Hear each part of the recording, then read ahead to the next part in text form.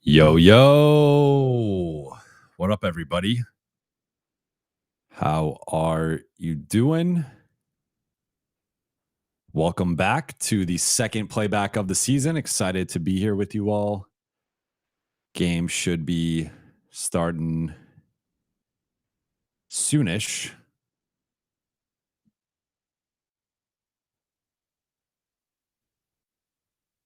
Just getting this all set up.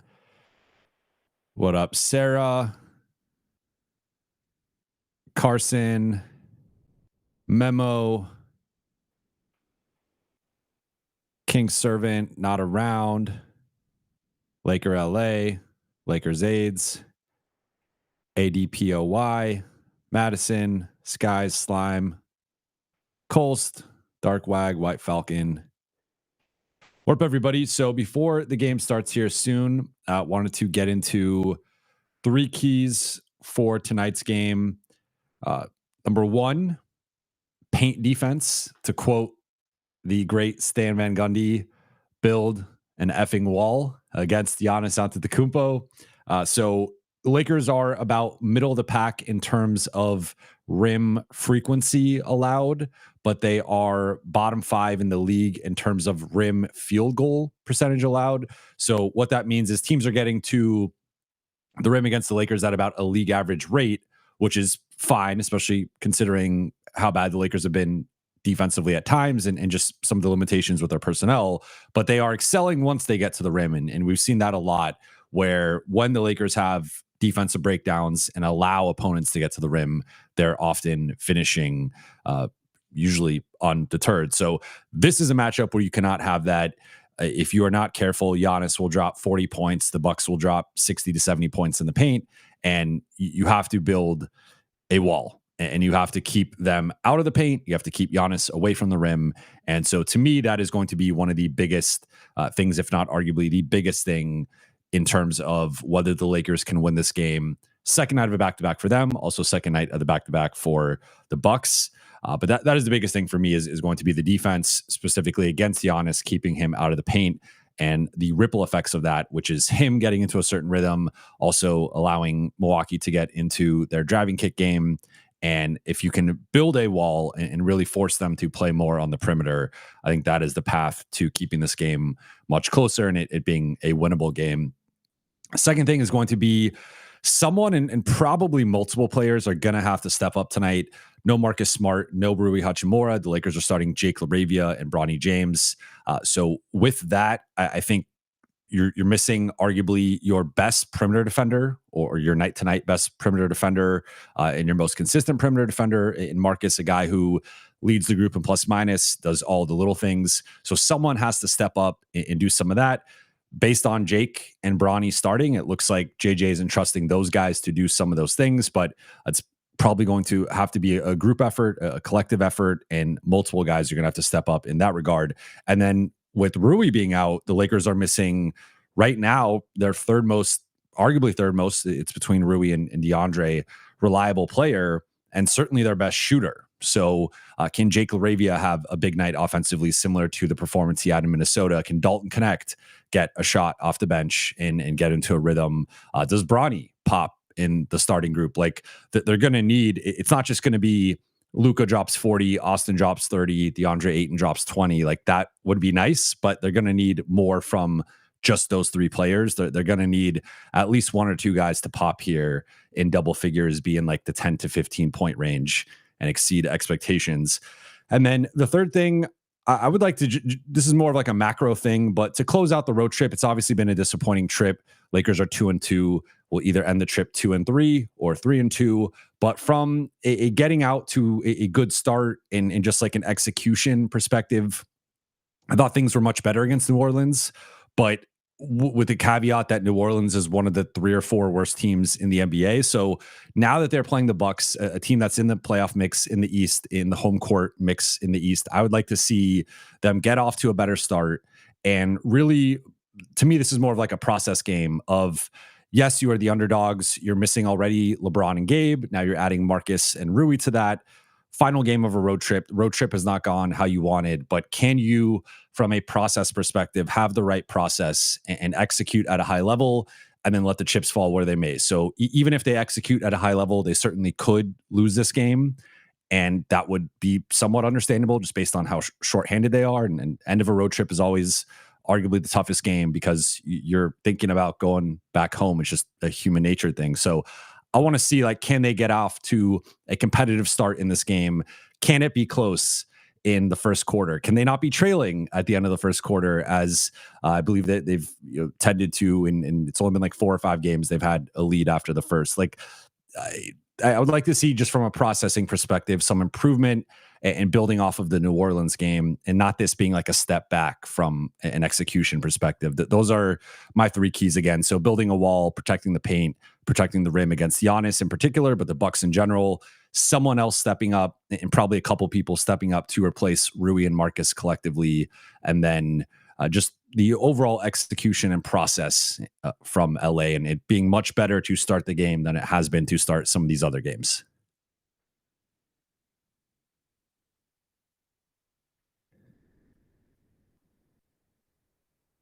All right, getting this all set up.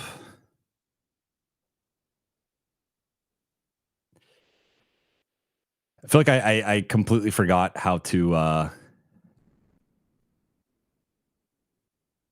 do this off of last game, unfortunately. Just waiting on the actual game to start.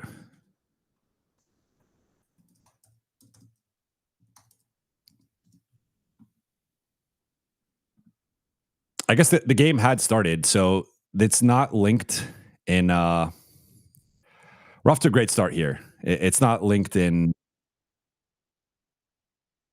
my.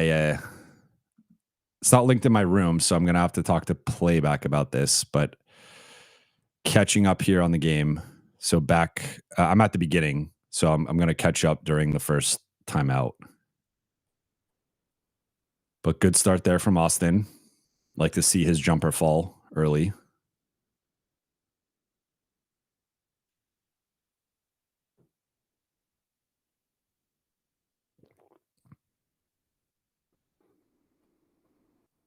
I really like Ryan Rollins.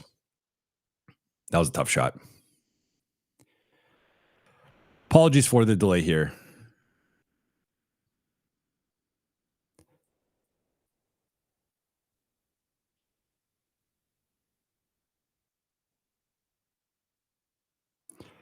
Do not like that shot from Bronny.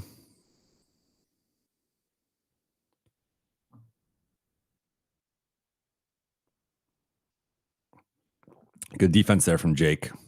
I think I'm almost caught up.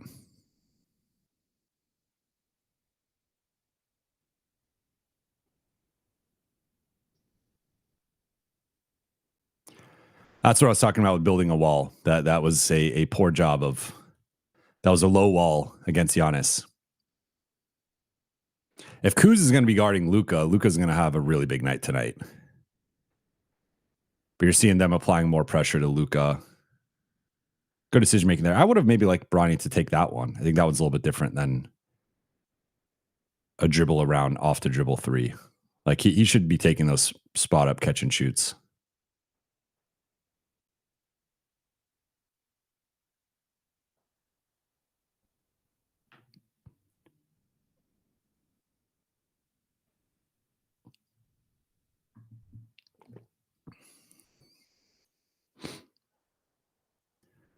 For those tuning in, I'm a little bit behind. I'm still figuring out the whole. Okay, so Giannis is at the free throw line. This will give me time to catch up because he takes 20 seconds of free throw.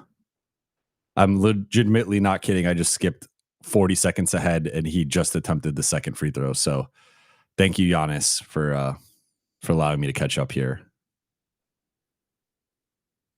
All right, let's see the Lakers actually run something offensively. Going into a Luka post up against Kuz.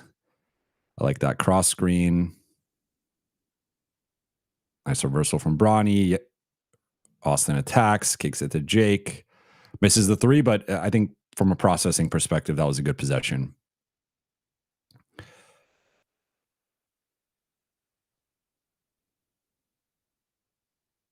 Giannis is just a monster. Good defense there from Luka. Nice jump ball. All right, I believe I'm caught up now, so I'm all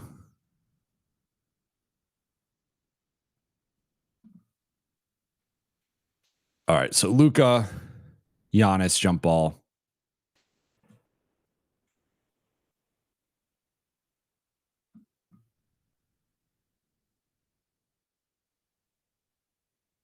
Luka wins it. Wow. Okay. Also, just noticed Luka's playing with that wrap on his left shoulder. Pull up three from Luka.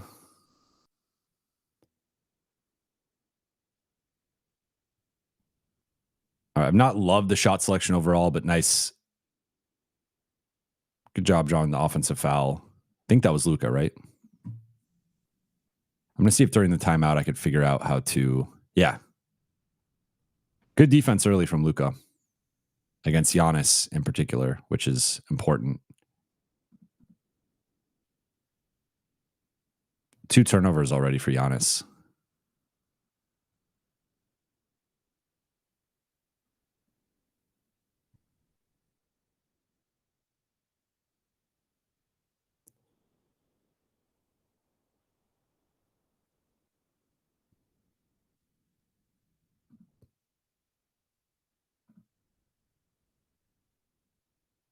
Nice feed from Luka.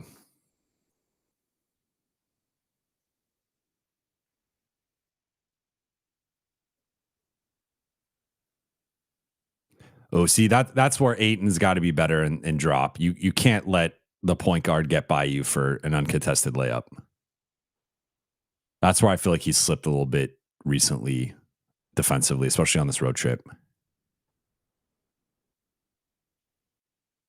I think Bronny's got to take that. See, I didn't like his first one because I didn't like him dribbling along the baseline into like a pull up or, off the dribble three.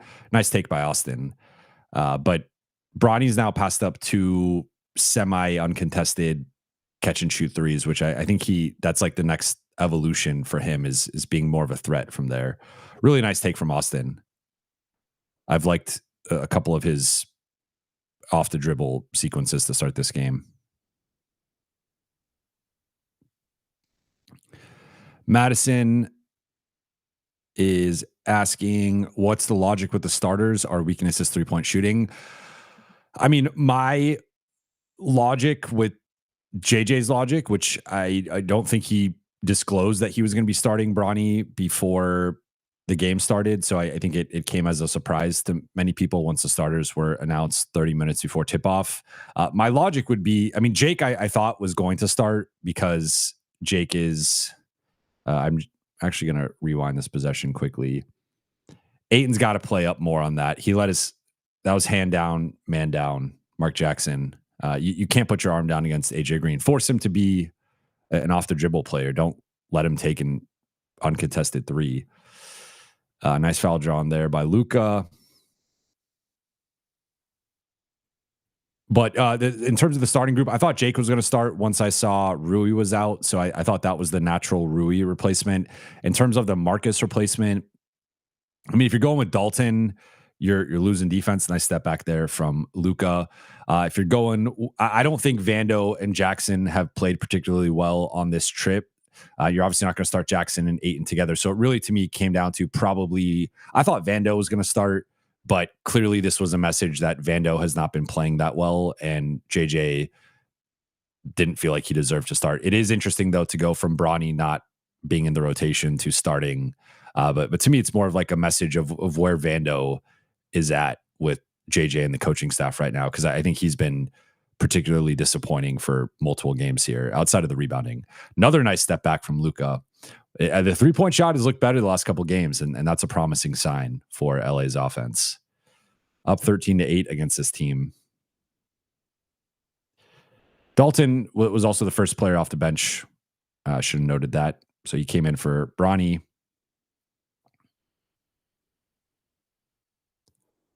And Dalton has been coming in ahead of Vando. So, Vando, their minutes have typically been around the same, but for whatever it's worth, Dalton tends to be entering games before him. But yeah, when Luka's shots fall in, it's something. To your point, Madison, to follow up, you said if you want defense, start Vando. Bronny's too small in defense. I would not have started Bronny. Again, I think this is more of a message to Vando that, like, the fact that Bronny started and Dalton subbed in before him, it's a little bit of a message there. MJ asking if we will see Adu first quarter minutes. That's a good question. I'm not sure. Based on who's available, I assume Vando and Jackson will play, and maybe we get Adu minutes to close. It'll probably be Adu or Nick Smith to close the first, because JJ usually likes to go with 9 guys.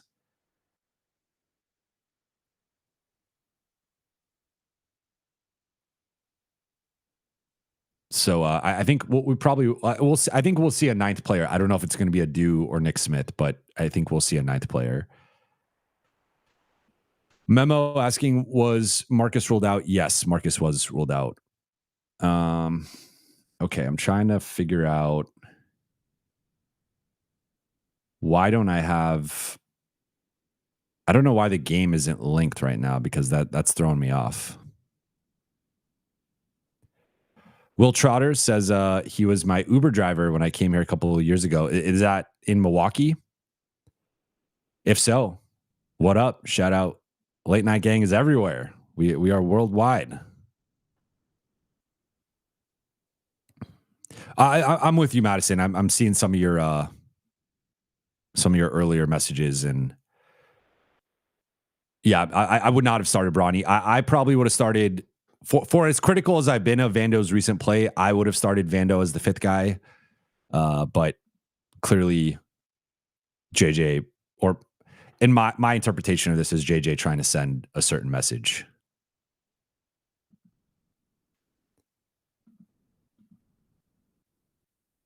Okay, finally got I got the game going. So here we go.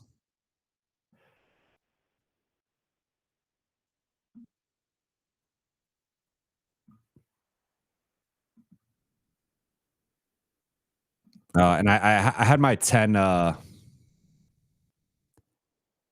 Will says, I was gracious. Appreciate you. I appreciate you. I'm glad to hear that. I try to be gracious with everybody, but I'm glad a future late night ganger was part of it. All right. We are here now. For those with the VIPs, you can see the game now on here, and sorry, the playback, there's a bunch of buttons that been a little confusing for me, but now we're good. Really good defense from Luka to start this game, particularly on the interior.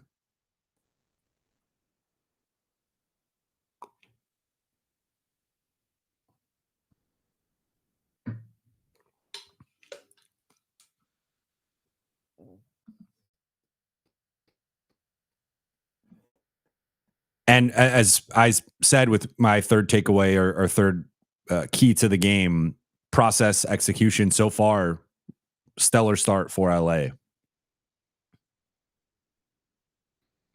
Nice take there by Luka.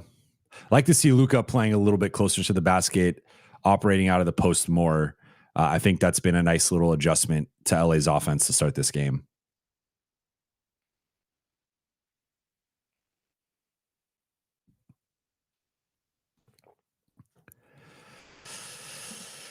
Madison asking if Adu can shoot threes. Adu cannot shoot threes. Adu is he's kind of similar to Vando, with the exception that he shot, I believe he was among draft prospects, he was the leader in floater frequency, and he was 3rd in floater efficiency. So he's actually ambidextrous. He could finish with either hand, and he's actually like really good at leveraging that athleticism to like dunk on people, draw fouls, hit people with runners and floaters. So that's a key difference or distinction between him and Vando is that I think he's much more of a threat around the basket than Vando is and is better leveraging that athleticism. And I think he's probably just a bit more athletic than Vando. Of course, Vando's a more proven commodity as an NBA level defender.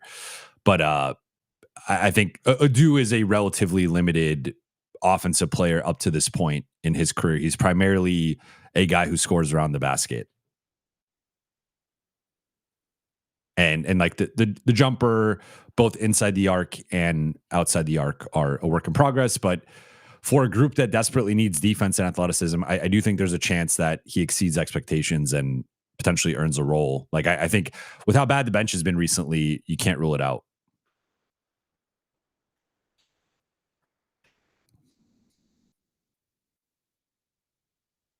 Wow, I'm surprised that was not called a foul on Jackson.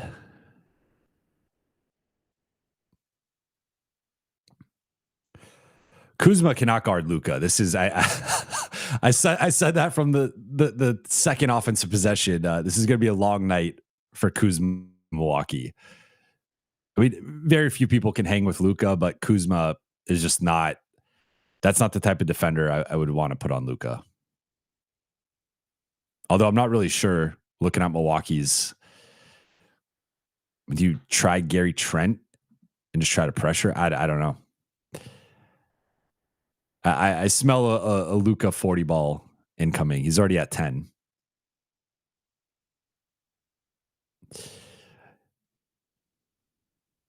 ADPOY asking if I saw Ayton and JJ's pregame shirts.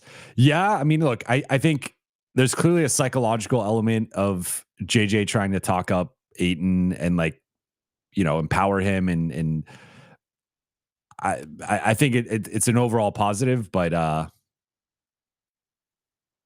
yeah.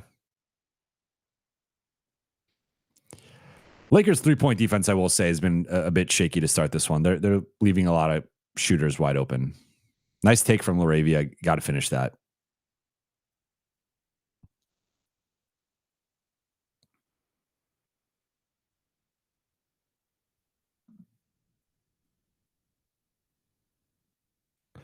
I really like Ryan Ronald. Why do I keep calling him Ronald?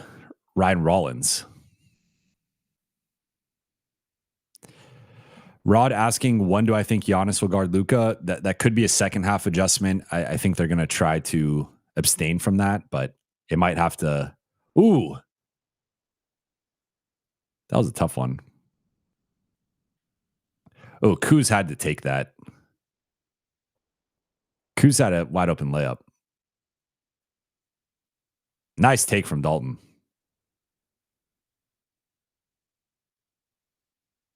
Really impressive take.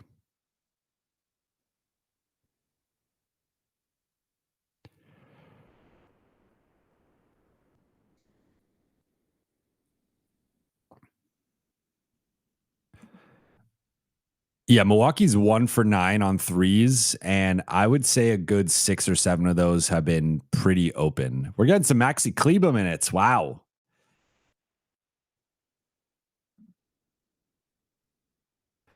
Vando's in the doghouse. Vando is really in the doghouse, huh?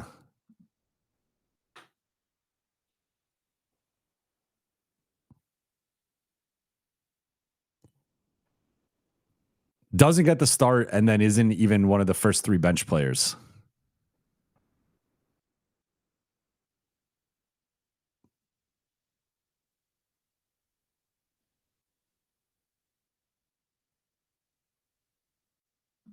Yeah, Madison noting DK needs to be more aggressive. I will note, if you actually go back to last season, he had a good 3-point percentage, but his 2-point percentage was actually more impressive, all things considered. I'm pulling it up right now. I want to say he was like high 50s, around 60%. Yeah, he shot 59.4% last year on twos. This year, he's actually at 62%, which is even better.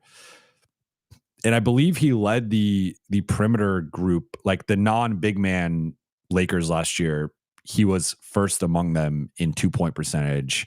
It's been the 3-point percentage which I will note has jumped up recently. He's back up to 33%. Still not good, especially for how much the Lakers like. He's primarily out there for his shooting, but yeah, his inside the arc game has been impressive to start his career. He's averaging less than 3 attempts per game. So like you got to get that volume up. To your point about the aggression, good defense there from Jake. Really good start from the Lakers.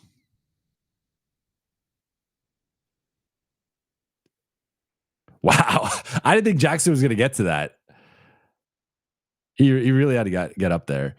And Chrissy asking if Vando's possibly injured. Potentially. I mean, I haven't seen anything on that. If you guys saw something on Twitter from JJ, I'm not there right now. I'm obviously in LA, but I haven't heard anything about that.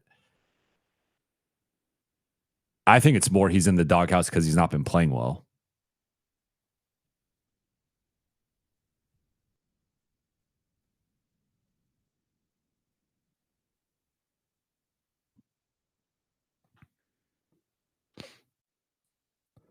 Then of course they hit the contested 3 in the corner. That's how the basketball gods. Yeah, dude's checking in. So Vando is I mean, I'm gonna check Twitter right now, but unless I missed something.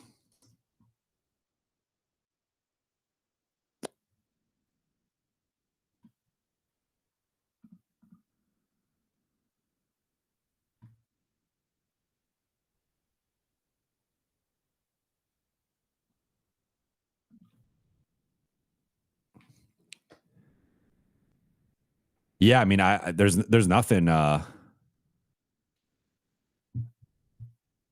So we are getting a due minutes. He's set to check in. He'll be the 9th player in, and yeah, Vando.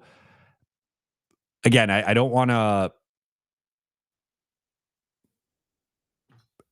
It's one game, right? And sometimes a guy gets benched or some sort of message gets through to them through one game. So I don't want to overreact to this, but clearly there's something here with Vando and him not playing to start this game. And Chrissy says, sucks because trading Vando is a nightmare with the new CBA. Yeah, I mean, I've tried. I don't like being too critical of guys. Like that's not my style of analysis. Like I try to keep it real and honest, but when I have been asked about Vando's contract, I have consistently said like it's not untradeable because there's not a high enough number to be untradeable, but it's not like I've sometimes seen people try to throw Vando in as like the matching salary in some sort of deal. And I do think at this point, the Lakers would have to attach like real assets to get off of the Vando contract. I don't think that they could just, because I mean, the one thing I've said too, that I feel like, again, I'm not talking to everybody, but the people I do talk to outside of the Lakers, like the general consensus I've gotten is that most people around the league view Vando as a worse defender than I think like the Lakers or Laker fans view him as. Like they don't view him as that all defense type guy. They view him as like a good defender, but not a great defender. And then the flip side is they also view the offensive limitations as more harmful, as basically like, he's not really like a playoff caliber player on like a good team. So when you factor in, he's got 3 more, this year and 2 more years left, that's just a really troublesome contract. And with the new CBA, every dollar matters. And you don't want like a $11 million player who's not really playable on your books.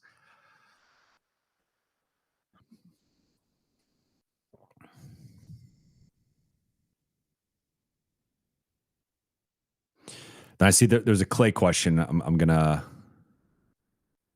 Madison asking about Klay.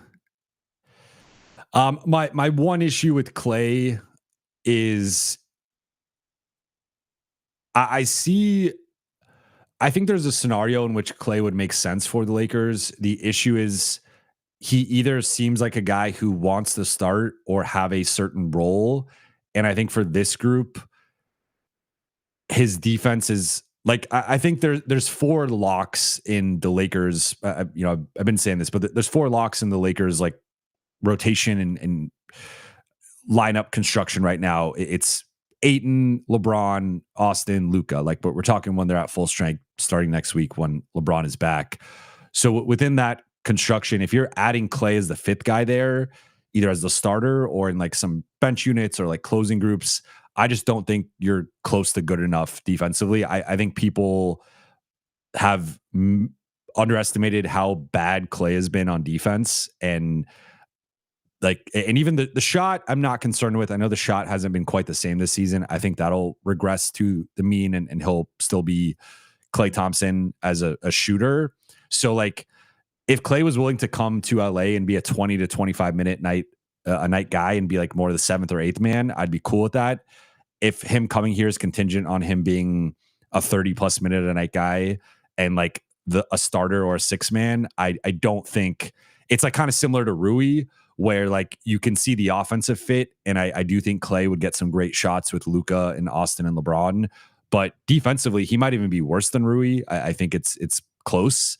So I just think it's like you're solving one concern, which is the shooting, but you're creating a whole other problem with like a minus perimeter defender. Nice three there by Kleba.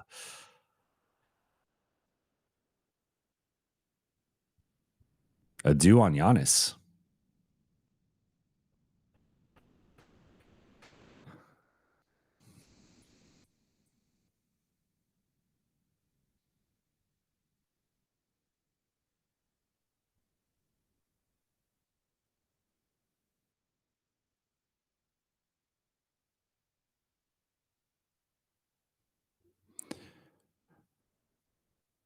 Really, good start for Maxi. Good start for Adu.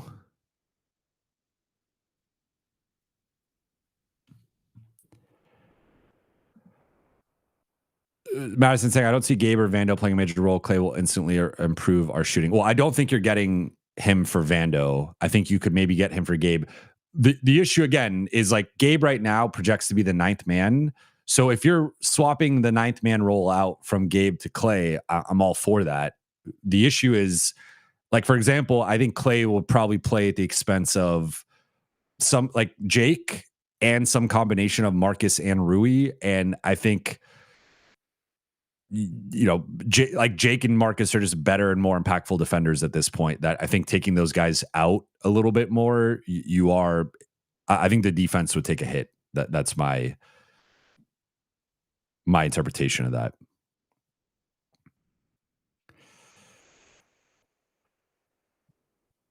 30-18. So this is same score as the OKC game. Lakers are pulling an OKC on the road. Really like a do start defensively. People noted I haven't seen Vando on the bench, so I'm kind of confused what's going on here.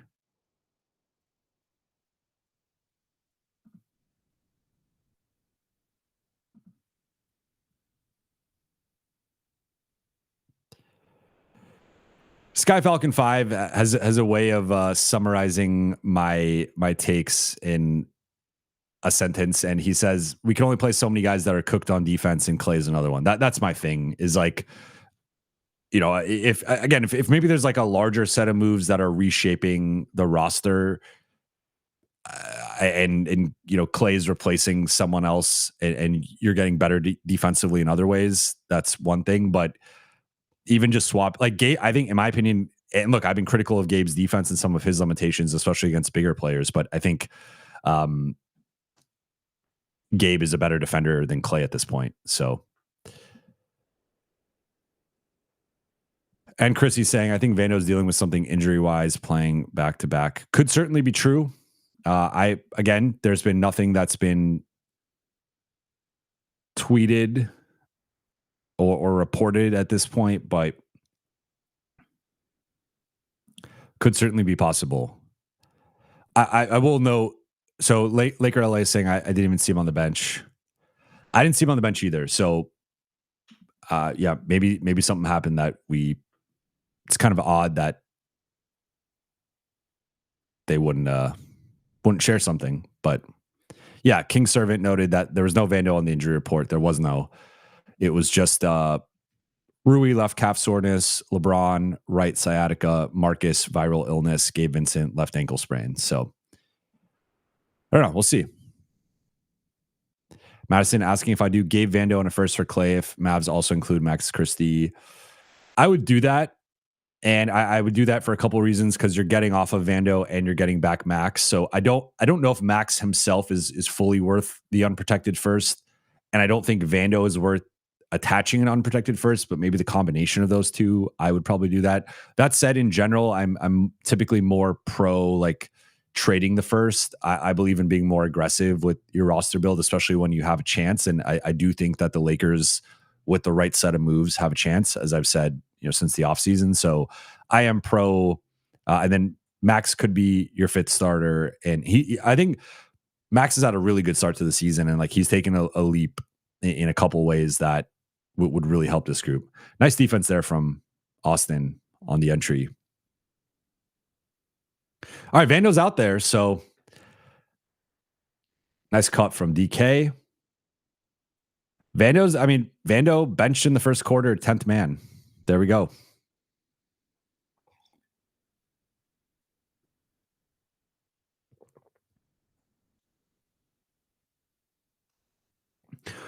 We're going.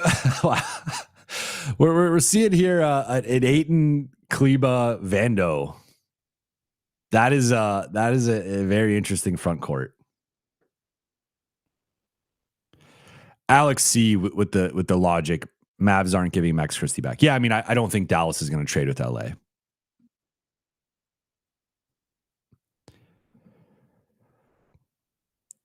Last Dubai Prince says 3 teams not trading with us: Mavs, Flippers, and Celtics. Yeah, I think Dallas, the Clippers, and Celtics will not trade with the Lakers. I also think I hadn't noticed this until Pete Zayas mentioned it, but the Lakers and Blazers, he said they've never traded in his lifetime. I didn't fact check that, but off the top of my head, I can't remember the last Lakers Blazers trade. So that's another one.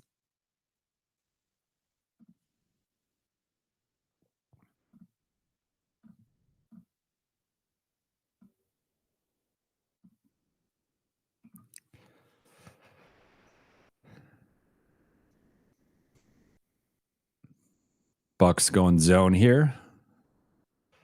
Don't love that shot from Austin. Nice offensive rebound from Dalton. Dalton's having a good game. Dalton's playing well. Nice dime there from Austin.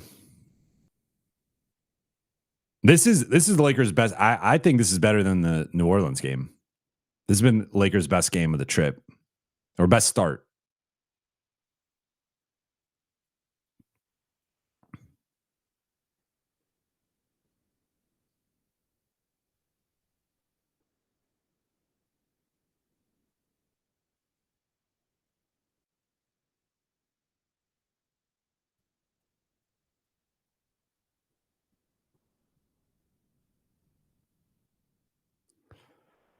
There's nothing you could do with Giannis there. Last Dubai Prince. I'm not sure what you mean by scoring bots.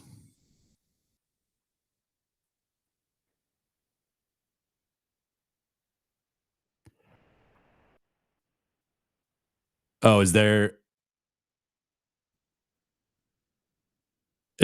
scoreboard not? Got it. Let me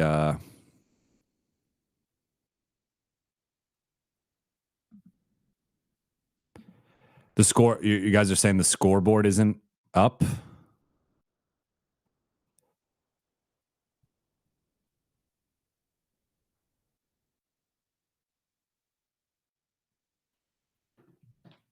Okay. I'll try to figure that out during the next time out.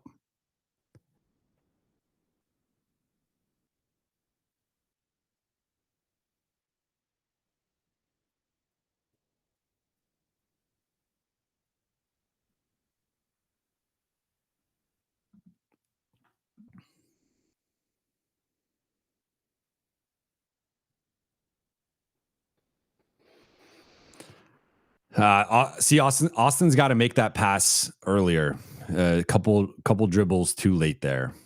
Vando's got to be space after you get benched in the first quarter. Like now that we have the context here, I'm going to say Vando was benched in the first quarter. He's clearly healthy enough to play. I think it was just a message to how bad he's been playing on this trip. And so you can't have that turnover.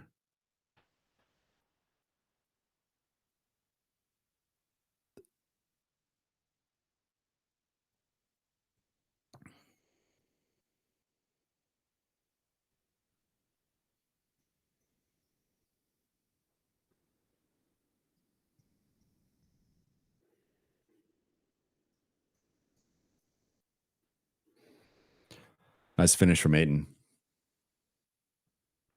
Lakers are playing really well.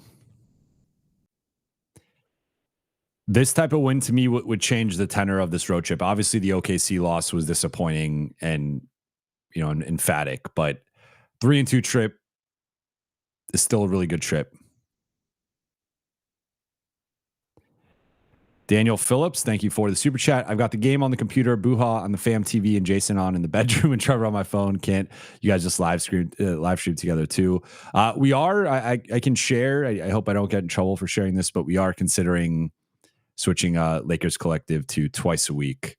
We it's been a success so far in terms of the numbers, the subs, the views, all that stuff. So there's been a lot of sponsors reaching out, and we're trying to see if it works with our collective schedules.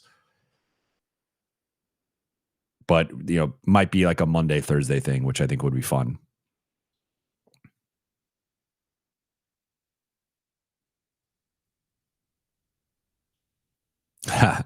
King Servant. Collective schedules is a good one. Yeah.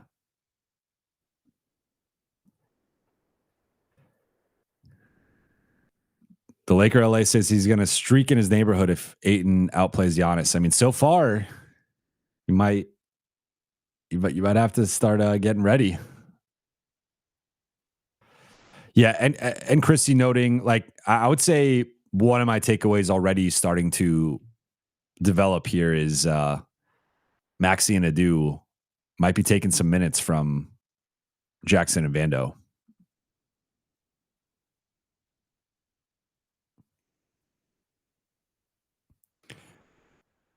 Ooh, that's a tough one. Appreciate it. Last Dubai Prince, early subscriber. Eugene asking why JJ uses Vando as a spot up. I don't. That's the worst way to use Vando as a spot up shooter. You need to use him in the middle of the floor as a screener and DHO guy. Lakers' poor 3-point defense is starting to catch up to them. I would say that's like one little red flag to start this game. Nice feed from Luka. I just realized too that the Bucks play the Clippers like that Clippers beat that the Clippers play at home games. I think those might be the only two teams.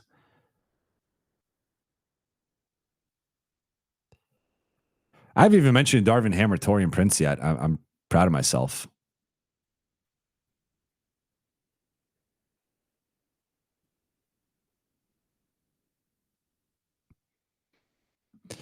Alex C notes that Maxey, if he gets healthy and ramped up, he has something to offer. I believe you. Like I think that the big question with Maxey is, can he stay healthy?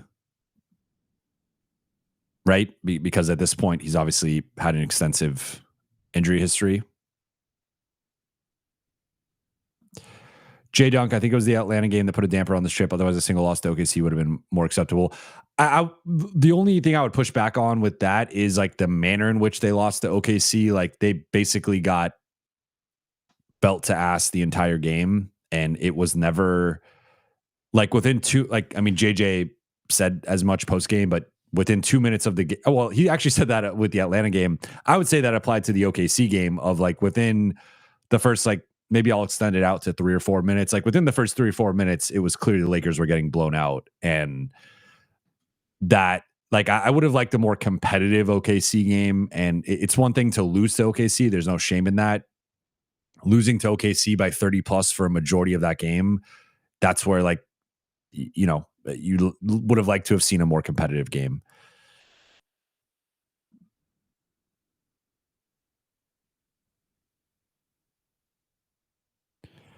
All right, double. Really nice rolling from Ayton. Gets blocked there. I mean, that's going to happen against Giannis. They got to match up better, and like that's lucky. That's just straight luck. Like AJ Green's an elite shooter. You're leaving him open in transition. I would say with how many threes Milwaukee has missed, this could easily be a tied game or Milwaukee's slightly up right now. They're missing wide open looks. Nice follow up by Jake there.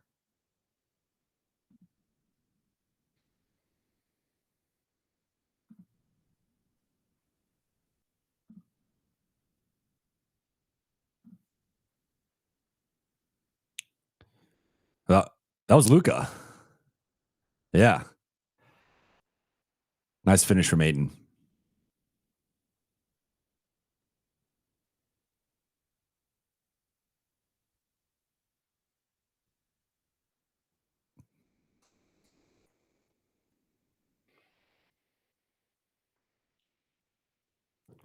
Nice defense from Luka.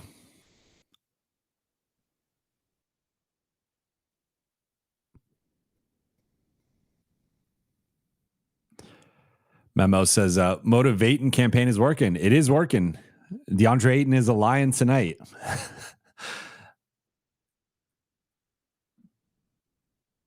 I think so.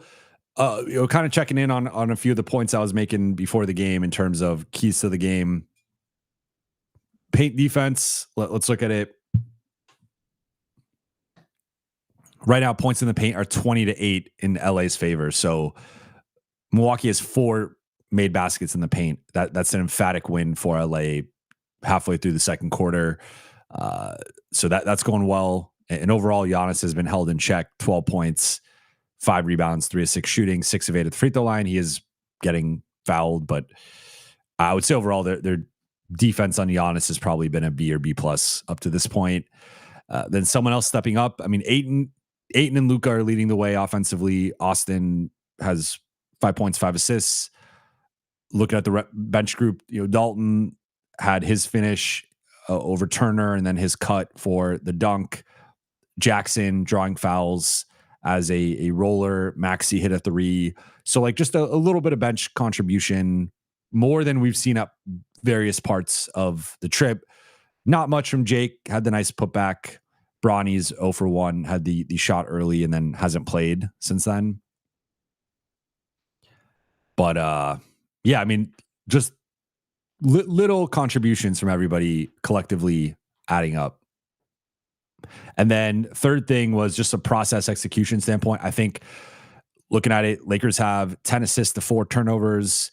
I think most of the offensive process has been good. There's been some times where I think more so Austin than Luka, but both of them have, I think, strung out the defense a little too long and need to make some quicker reads. But probably more of an Austin thing than a Luka thing. But yeah, I mean, a lot of the process offensively, I think, has been good, and obviously a good start being up 12 against Milwaukee. So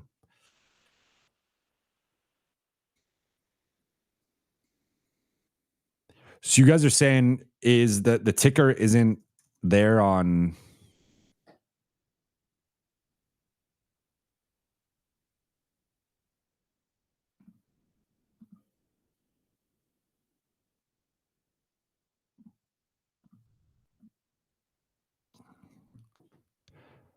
I just checked on YouTube and it was there, but I don't know about on playback.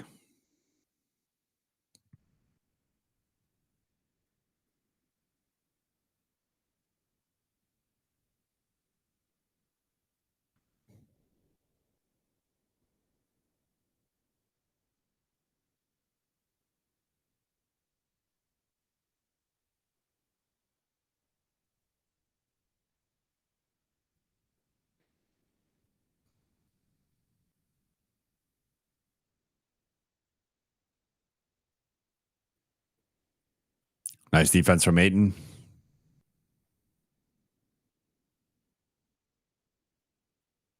Going into Luka in the post, which I like.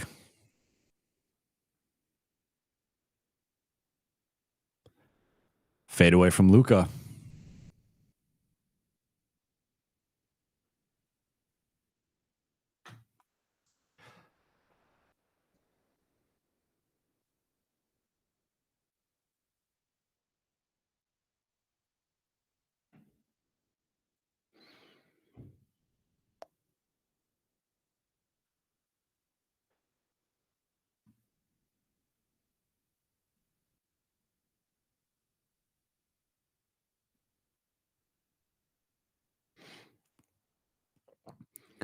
So you guys are talking about on playback. So I'm not sure how to get that.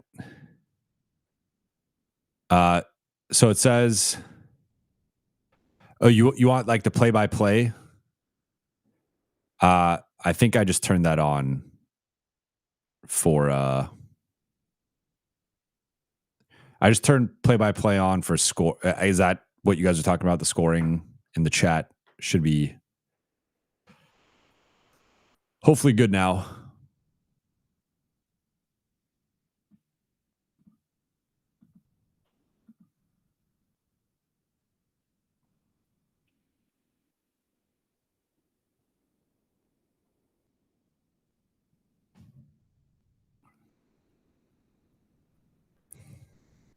Let me know if you guys see it or if that fixed it.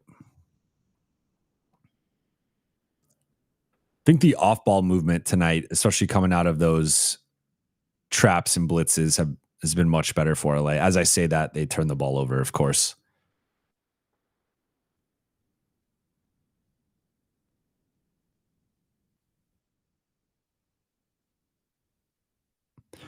Really good defensive performance from LA tonight. I've been really impressed. Incredible finish from Jackson.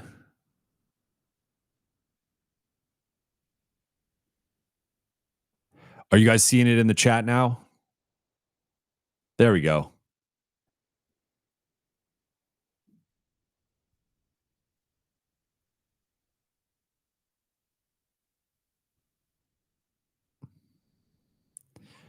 Really good defense tonight. This is one of their best defensive performances of the season. I mean, depending on how this game goes, this could shape up to be their best defensive performance of the season.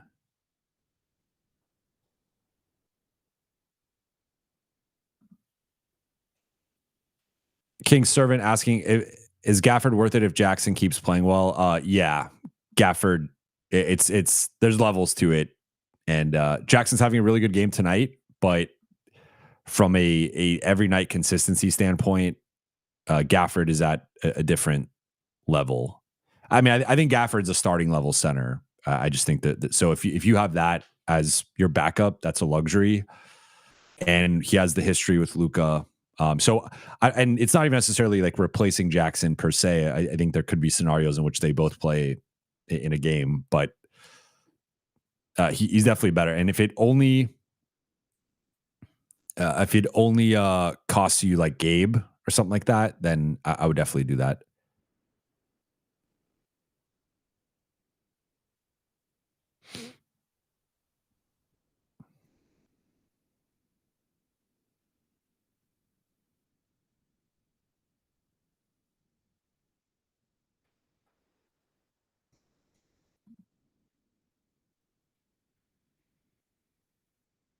Milwaukee can't make a shot.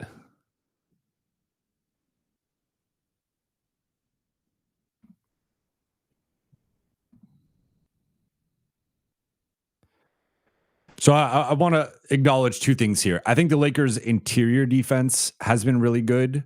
I think the big shot there from Dalton, like looking at it, 7 steals, 1 block. I assume the deflections they probably have another 5-6 deflections. So the interior defense has been incredible, and this might be their best interior defense performance of the season, at least up to this point. I think the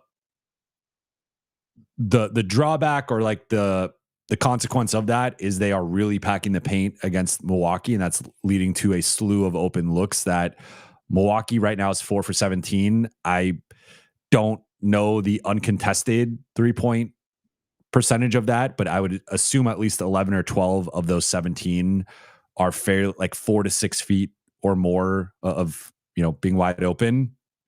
So Lakers are benefiting from Milwaukee missing a bunch of open threes that I think if they hit 3 or 4 of those instead of 3 or 4 extra ones instead of the 4, LA then has to counter. But because Milwaukee's missing them, it's allowing them to stay in their compact shell defense and protect the paint that way. So like the 3-point shooting, I think right now is a little bit fluky and just sort of bad luck from Milwaukee's side, but the interior defense has been incredible.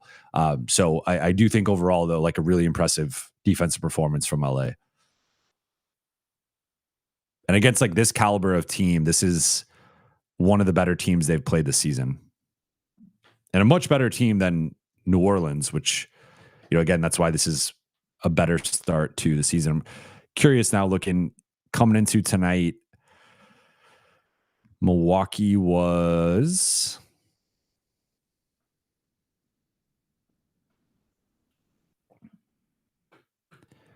8th in offense and 21st in defense. So we are seeing the 21st in defense from Milwaukee, but 8th in offense. LA's held them to 32 points deep into the second quarter. That's looking at it. Kuz is 0 for 4 on threes. AJ Green 1 for 4. Rollins 0 for 2.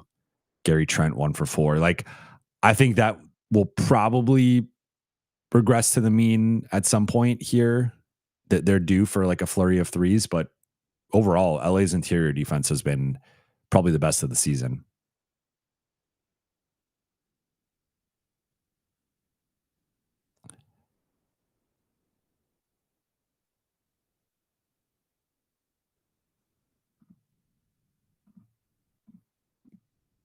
You guys got any questions?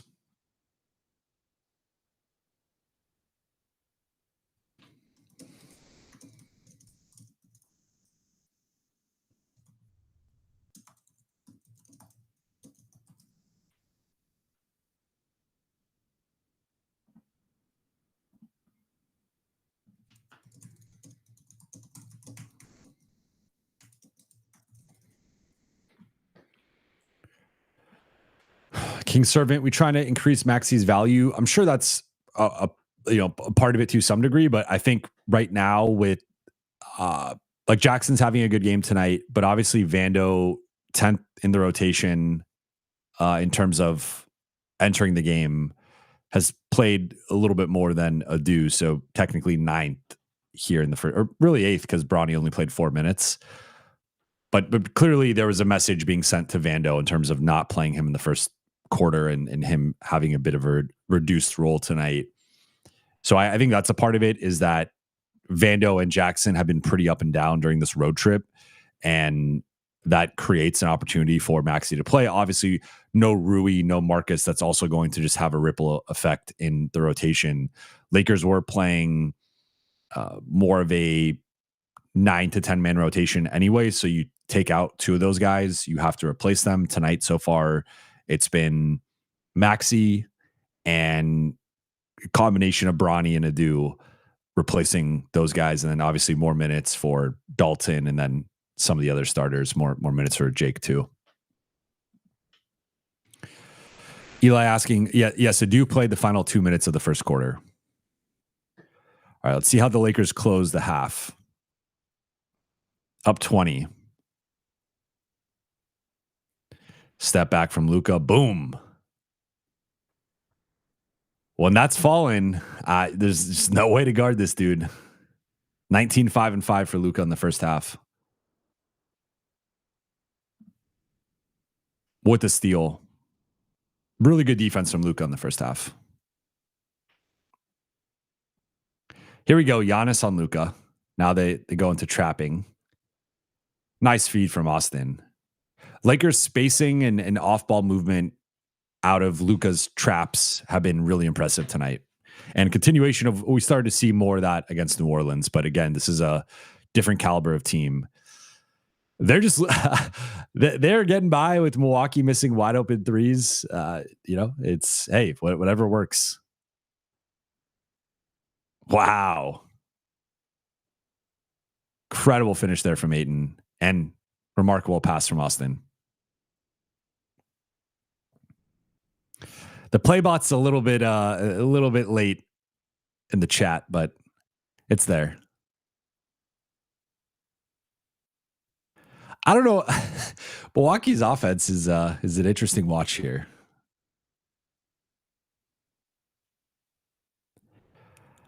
Iced Xylophone says they got something to say after playing badly the last 3 games. Yeah, this is a big response from LA, and I think this changes the tone of the road trip for me, in my opinion. Like, I don't want to be too reactionary to one performance, but big difference between going 3-2 versus 2-3. You always want to be over 500 on a road trip. Luka. Wow.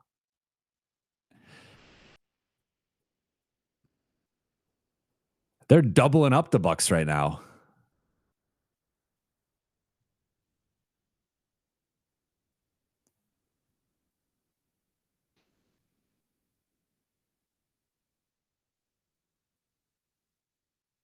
They just can't make a shot. Charge? Yeah.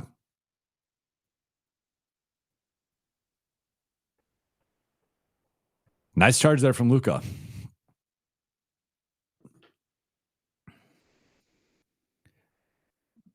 Last Dubai Prince says this is a prime example of JJ being organized and having them prepared. Yeah, and that's like they play like this against OKC. I think the 3-point defense is its own thing where OKC is a different beast, but I think the offensive process at least would have had a more competitive result. They got to start blitzing Luka at half court. They got to get the ball out of his hands if I'm Milwaukee.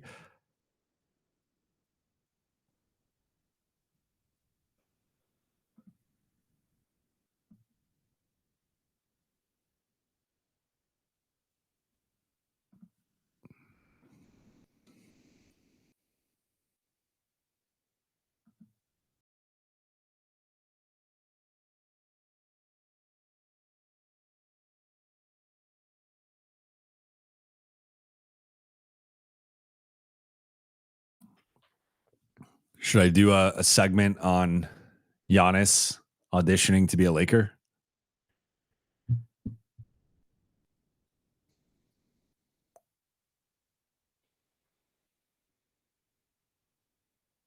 Lakers up 31. Bucks have not scored in almost 8 minutes. This is literally, I said it in jest somewhat at the end of the first, of 30 to 18 was the exact score of Thunder Lakers, but this has been Thunder Lakers ish.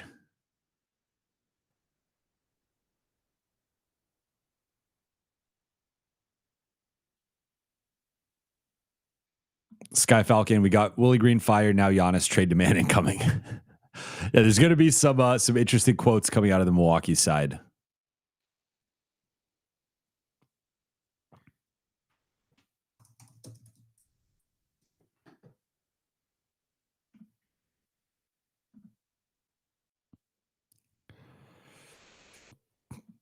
We got my mom here in the chat. What up, Mom?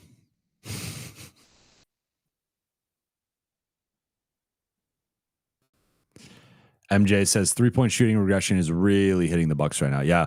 Let's see what they were shooting entering tonight. So they're second in the league in 3-point shooting, 41% behind just Houston. In terms of attempts, they're middle of the pack, 14th per 100 possessions, and then 6th in makes per 100 possessions. LA's about to enter the half up 30.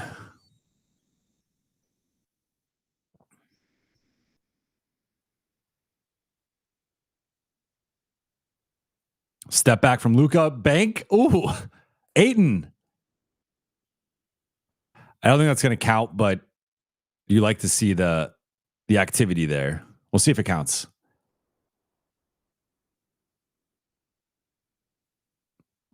MJ noting the Bucks shot 59% last night from 3. Yeah, it's all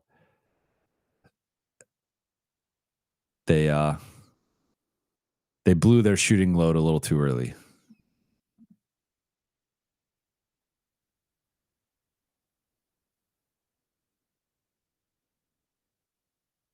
That actually might be good.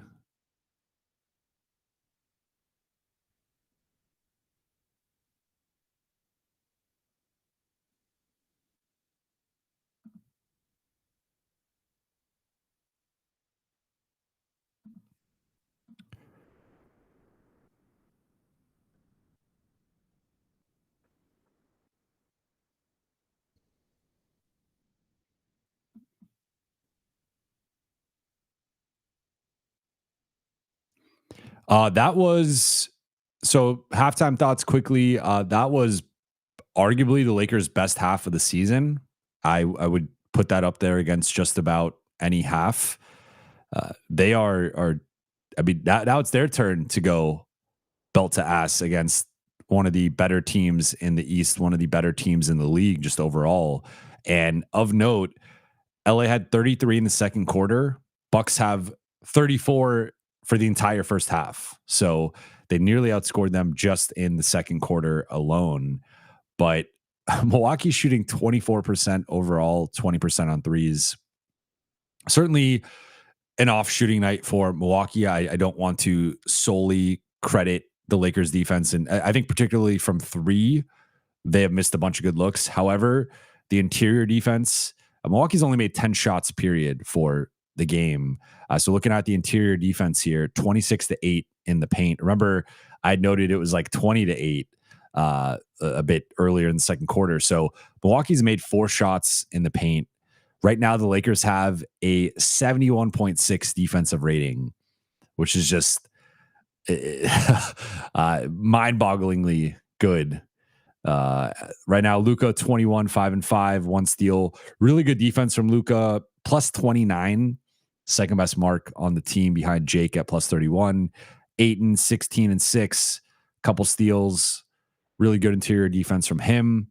The one early play where he gave up the layup, but since then I think has been much sharper. Austin 6 points, 7 assists, 2 for 6 shooting. Jumper continues to not really fall for Austin, but had a couple nice baskets early, and I think the playmaking has obviously been there. Jake 2 points, 1 for 5 shooting, but has a steal plus 31. So they've been winning those minutes. They now just adjusted it. So Jake's plus 29 actually. Then Bronny only played the 4 minutes. Adu only played the 2. Vando only played the 5. But then some nice minutes from Maxey, Dalton, and Jackson off of the bench. So, yeah, I mean, that was one of LA's, I think that was LA's best defensive half of the season, arguably their best half overall. I mean, probably their best half overall for the season. I'd really have to think back. There's some, I'm trying to think. I mean, it's probably this one. I guess I can't. Looking at like Golden State, Minnesota, Sacramento. They had a really good second half against Minnesota in that second game. Portland, Minnesota again. Memphis, they had a really good second half in that game. Oh, we got Red Panda. Yeah, I mean, I would say that Minnesota second half in the second game of the season is up there. The Memphis second half is up there. But I would say this was their best half of the season. Best defensive half, best half. And you could even throw in best offensive half, like overall. It's in the conversation. They've probably had some better offensive halves, but best defensive half and best half overall, I would say. Way more, like they're already up more than the Pelicans game, but like even a better first half than the Pelicans game.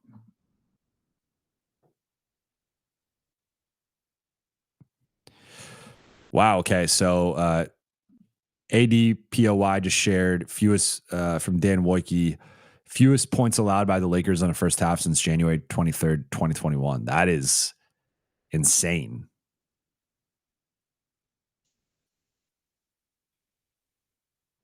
Your boy says late afternoon gang. Yeah, we're early evening here on the West Coast.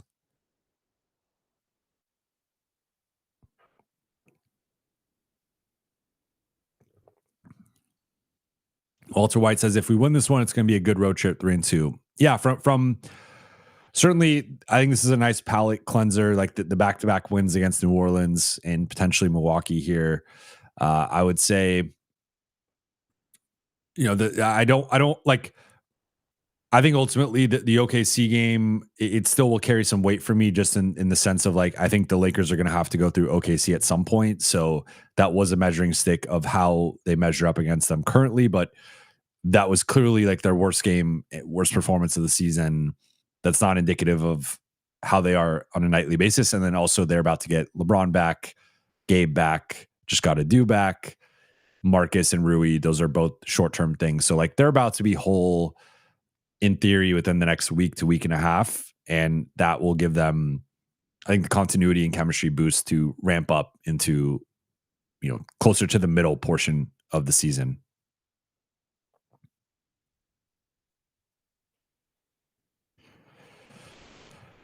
Sam Davison, the Bucks are a good team this year. Yeah, I mean, if we're looking at it from like a pure right now, the Bucks are tied for fourth in the East. From a record perspective, this would be the best team in the East the Lakers have beaten. And they've beaten Minnesota and San Antonio twice, or collectively three times. So that's obviously those two teams have better records than Milwaukee. So I mean, I would say this is probably the third best team they've beaten this year, behind Minnesota and San Antonio, but it's up there for sure, especially with like they did not beat Minnesota and San Antonio this convincingly, right? So that this is a different level.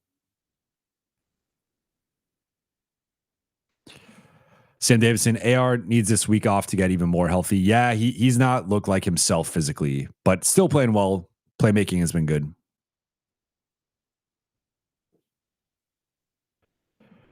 Bravo 503. We still need more athletic players since this Bucks team backcourt is small and unathletic. I agree. I don't think this changes any of how I view like the Lakers' needs. I don't.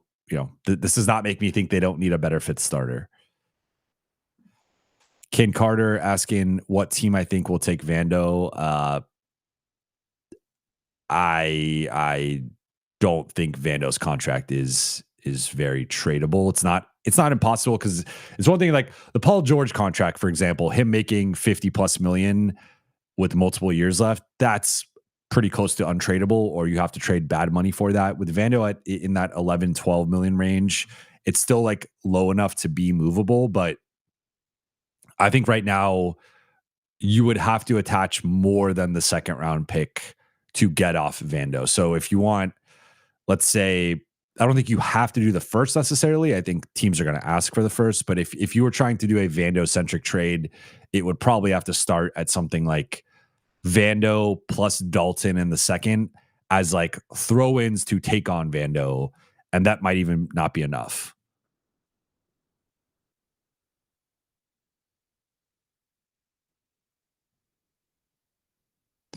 Sam Davidson asking about Adu. I'm guessing he's on a minutes restriction, first game in 8 months, like coming off knee surgery recovery. I think they're going to be cautious with him. Last Dubai Prince saying, I'm surprised JJ's not using Smith.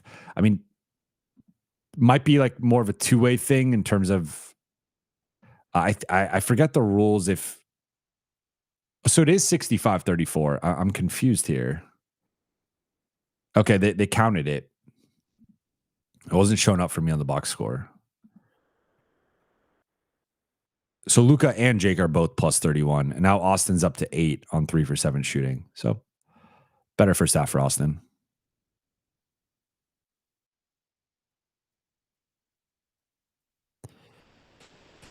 Your boy, what's the difference between playback and YouTube live stream? I'm not sure. Just with playback, I'm able to watch the game in front of me, so that allows me to react live to it. But in terms of the viewer experience, I'm not quite sure what the difference is. I think it's pretty close to similar. You just don't see the full chat, I guess, from playback, but you see the YouTube chat.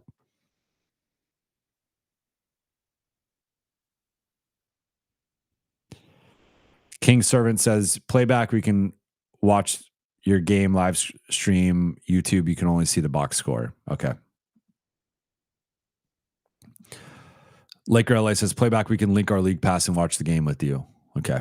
There's the difference.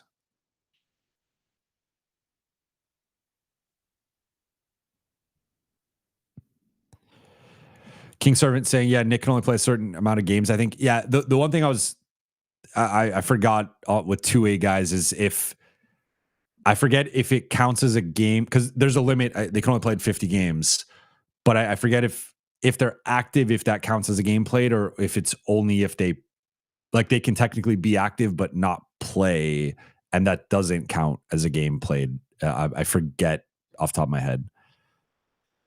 Pieter says, Jovan, this rain is crazy. Yeah, the rain has been insane for those in LA, and it's not even just LA.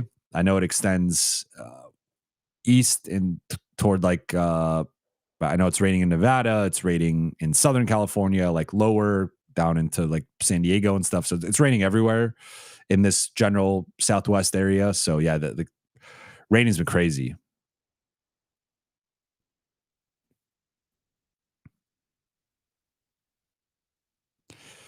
King Carter, Jovan, do you like Indian food? I do like Indian food. I would say in general, I am a little bit of a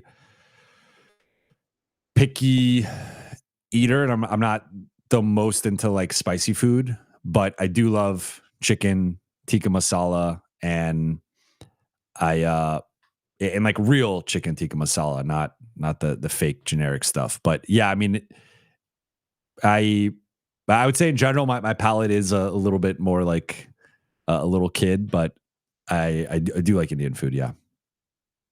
Like I've tried, like my wife has pushed me out of my comfort zone with the food. Walter White saying that there's a report on the offseason that Lakers have a way to trade Gabe Vando. Is that true? I don't know what that is in reference to. I mean, there's a path to trade Gabe just because he's expiring, but I think Vando is going to be. Oh, is this? Are you talking about the Sean Devaney report from like months ago that they could have traded Gabe Vando? I don't. I mean, I will say I think the Lakers are higher on their role players than the rest of the league is, which I disagree with that assessment on their part. But yes, no. King Servant, garlic naan. I do love garlic naan as well. Laker LA ordered chicken tenders at a steakhouse. Picky? No, because I'm a huge steak guy. So I would say I'm more. I'm like less adventurous of an eater, and I'm more like I like my main rotation of foods, and I try to stick to those. And like I can eat. Some people like need to eat a different thing every day. I'm one of those people that can eat the same like 2 to 3 things every day, and I'm fine with it. But no, I'm not. Not. I'm actually not even really a chicken tenders guy. That's the funny thing with that is that's like one of the go to foods for picky people, but I'm not. I am like a big cheeseburger guy, big steak guy. I could have a burger or steak every single day. But I do like, chicken and big, well, I got to be careful what I say with big meat guy pause.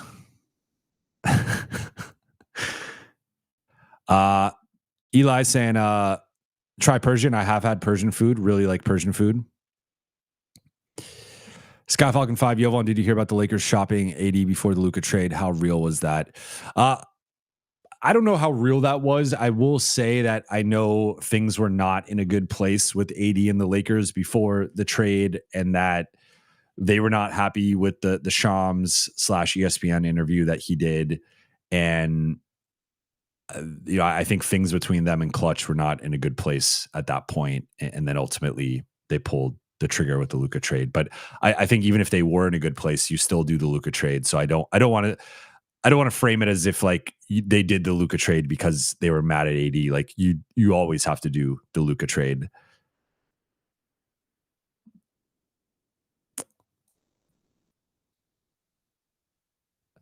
Your boy says stuck in your ways picky instead of only Dino Nuggies picky. Exactly.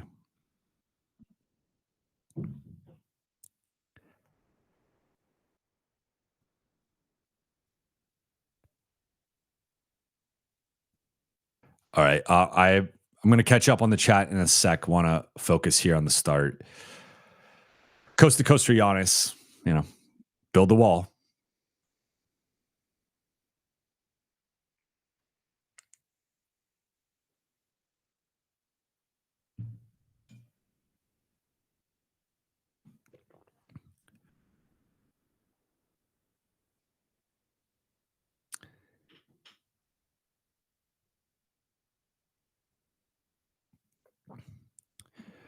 King Servant, would you say it's important to differentiate Clutch and Braun? I feel like people could take that as Braun and him had issues. Yeah, but Braun and AD did not have issues. So I will clear so want to clarify that they had a really good relationship. Jay Sperry just landed in LA to escape East Coast weather, and I got a damn downpour. FML looks like Braun will be back for me though. Yeah, it's trending toward Braun being available for Tuesday, barring a setback. Carson, how credible are the reports that AD was just out of shape every year and not caring to take care of himself? I don't look. I don't like going against people's reporting, but I think especially in a post-mortem situation, like there will be people with agendas or people that want to say certain things. I don't agree with AD being I do think AD is talked about, and this was, I think, a bit of an issue coming off of the bubble, talked about not was he having a Luka or Luka this summer or previous LeBron summers type workout every single day, being locked in multiple workouts a day? Not necessarily, but he was someone who would like to take a few weeks off to, especially after the season, to kind of just have a break physically. And he's also dealt with a lot of injuries. So it's hard to, I don't know, maybe there's some correlation there, but I think he had his own process of how he liked to approach things. Bucks getting out in transition, getting into the rim. LA still has a big enough lead that it's not as much of an issue right now. But yeah, I don't know. With the AD stuff, it's I don't think he was in tip top shape, but I don't think it was like a Shaq, I'm gonna purposely come in out of shape and work my way in either. I think it's somewhere in the middle.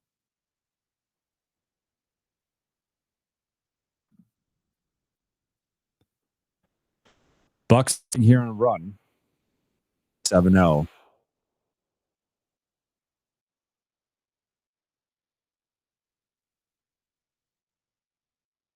Interesting that putting Giannis on Braun and having him as the Milner.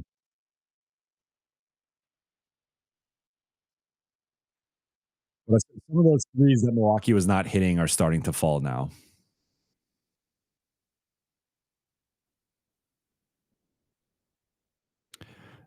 There you go. Timeout, Lakers. I don't think they're in danger of this becoming a real game, but obviously not a good start to the third quarter.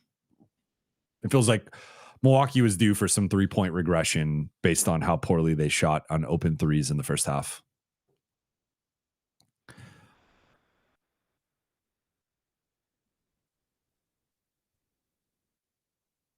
Eric, Jovan, do you think the loss to the the Lakers to the Thunder might have lit a fire into this team? Certainly. From a professional pride perspective, you don't want to get the Lakers.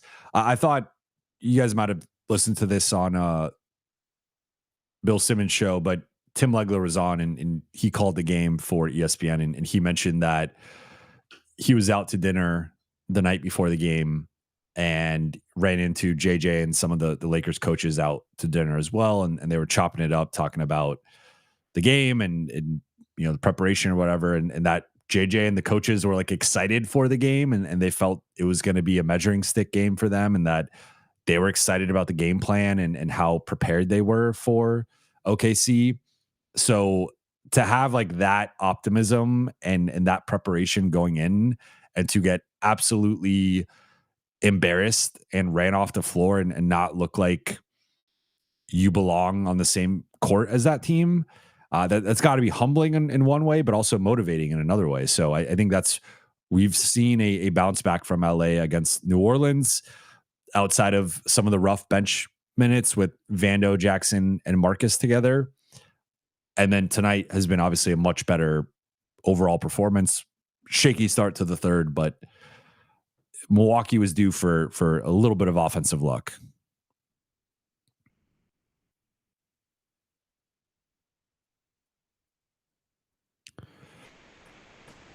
For all the Bronny comments, I would assume he gets pulled here shortly. He is the only starter with a negative plus minus. He's actually one of only 2 Lakers with a negative plus minus. It's him and Vando.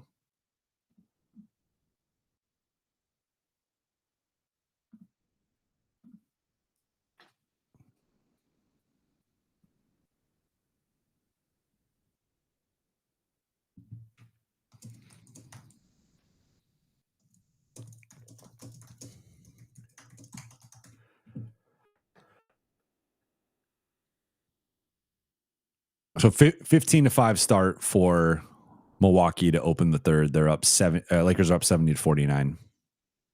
It's definitely for best defensive half in half of the season for the Lakers, but obviously not the start they wanted in the third.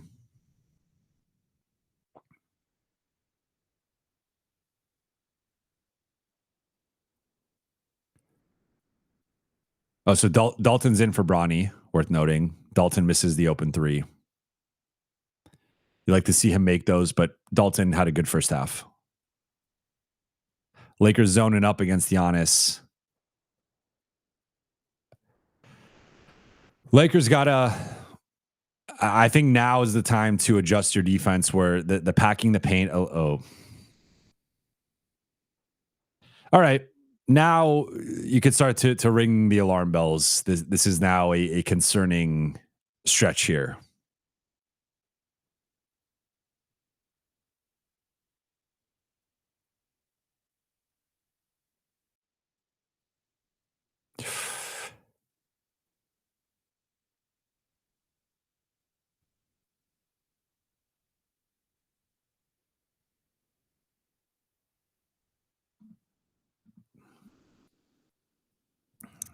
Lakers are really messing with my takeaways here.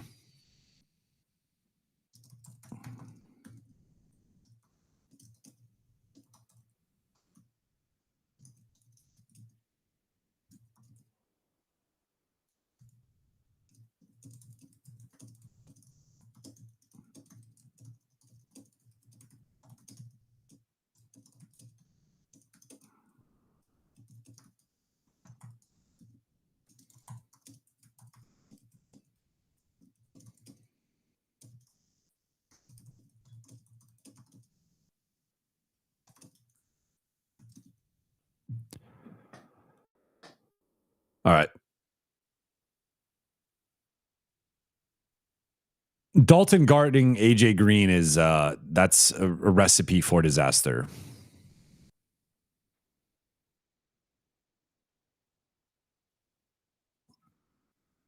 Really good hands there from Luka. Really good hands there from Luka.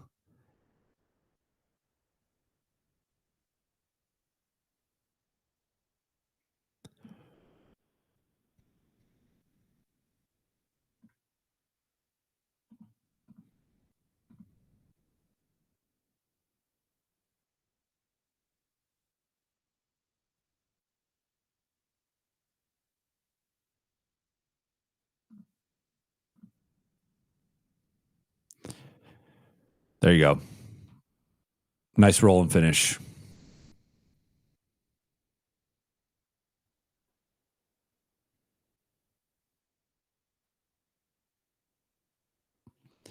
Yeah, I do not like Dalton guarding AJ Green.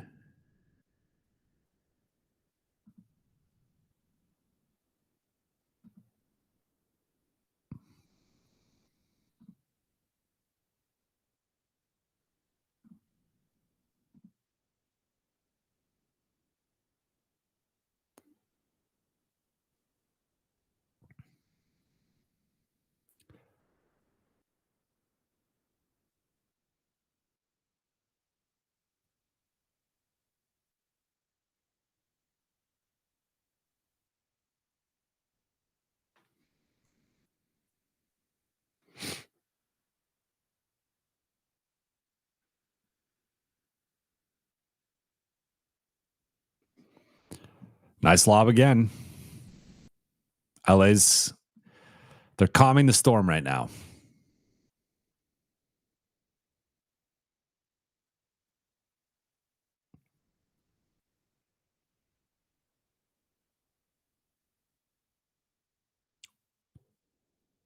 Was that an air ball? I think that was an air ball.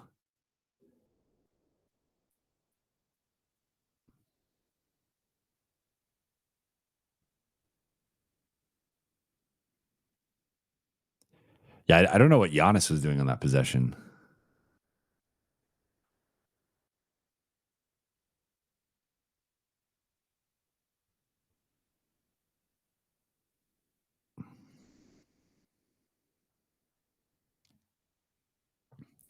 All right, LA is corrected course defensively. You'd like to see Dalton hit those. 1 for 3 on threes.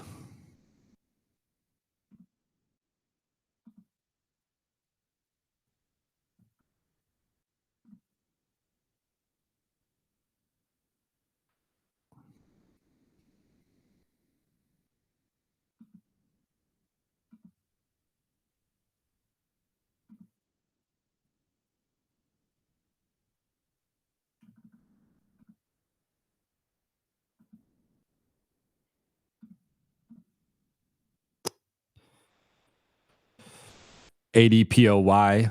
Luka really active on D. Love to see it. Yeah, this has been a really impressive Luka game defensively. 1 steal, 2 blocks.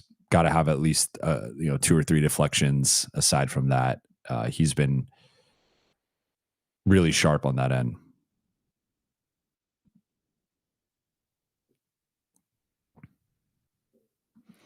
Madison, why double Giannis? Only way to blow big leads is giving up threes. It's a good point. I mean, they don't have a great Giannis defender, but yeah. And like, I'd rather live with a Giannis contested jumper than like if he's going to take a fadeaway or step back or something, you live with that compared to getting in the blender and giving up an open 3.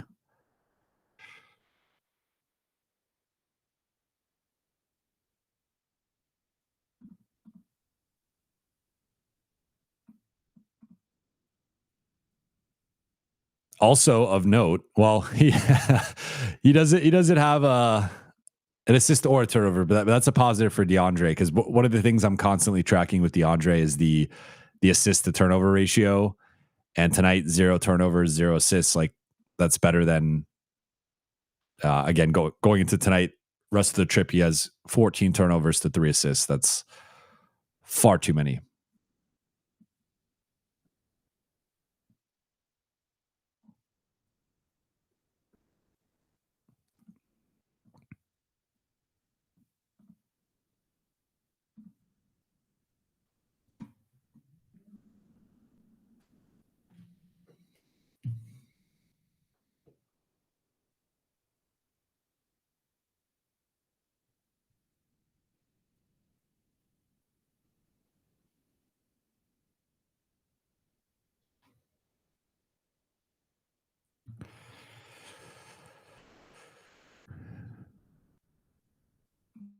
Alex C. Luka's reputation for bad defense has always been more so on effort level. He is capable of it. Yeah, I would agree. And I would say, I mean, that was something that I noted immediately when he came to LA or tried to note was like, this dude's better defensively than his reputation suggests. I think the one difference with like last year compared to this year was obviously the shape and conditioning he's been in, where I think last year there was more blow-bys and this year he's been able to corral ball handlers and stay in front of them more than he did last year. Like I did think last year, I mean, Luka's got like, I think one thing with Luka and Jokic, I think those are the 2 guys who defensively are better than their reputations suggest, are the same court mapping that applies to them offensively that makes them such generational talents and just all-time talents on the offensive end, of their ability to know where the other 9 players are on the floor with their eyes closed, and they could tell you like what's going on. They can almost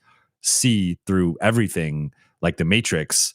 that also applies to the defensive end. So with Luka, I think you see a lot of times his ability to anticipate what the offense is going to do and play passing lanes and deflect stuff or get steals. Like that is a big part of him getting steals, is anticipating what the offensive player is going to do. So I think off the ball, that's been a useful thing.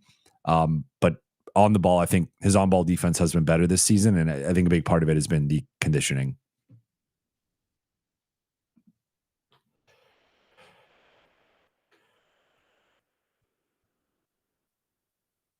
Giannis, Giannis free throws are a nice break in the game.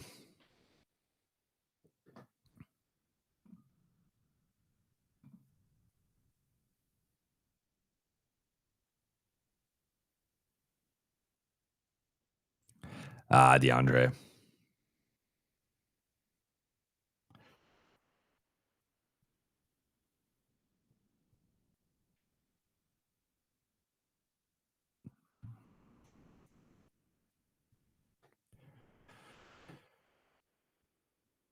All right. Maxi getting the seventh man treatment here in the second half, which he got in the first half as well, but continuous. Nothing DA can do there. It's just Giannis is a beast.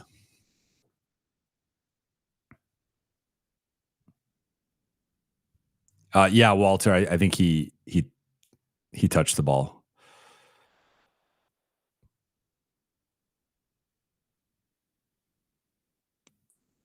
Rollins has defended Austin really well. That's a tough shot. Nice hit from Austin.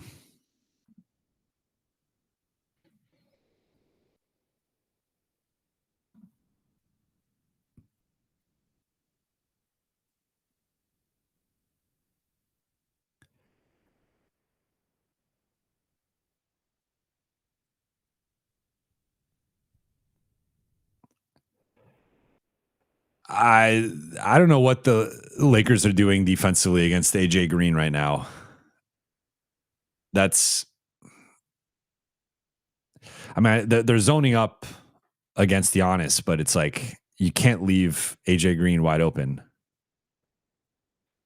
That's also where I don't like Dalton being in that spot specifically.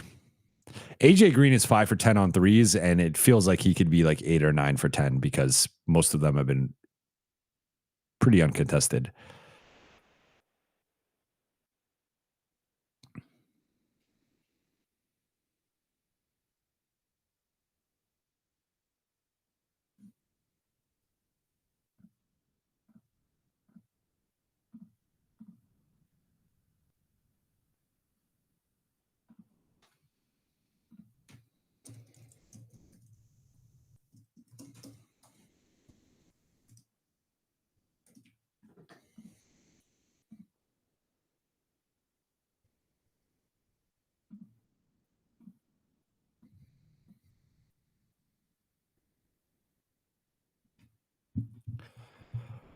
All right, let's see if LA can clean up the defense here. And it's fine. Contested Rollins pull up three. You live with that.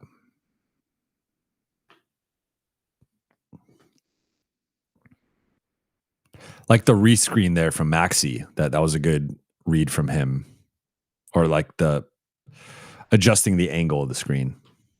Went from a double stagger to the opposite side. Lakers have survived this stretch here where Milwaukee's offense has stagnated.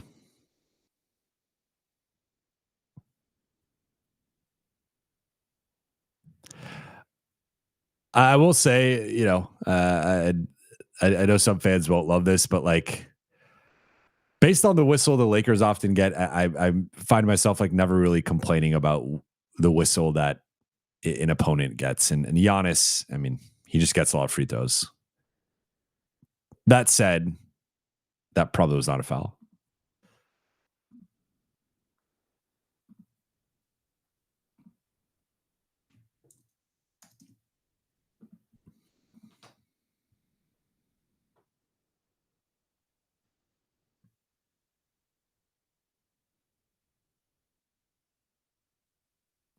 How many fouls is that? Aiton's up to 4. Aiton and Jake have 4. Austin has 3. So Maxey has 3.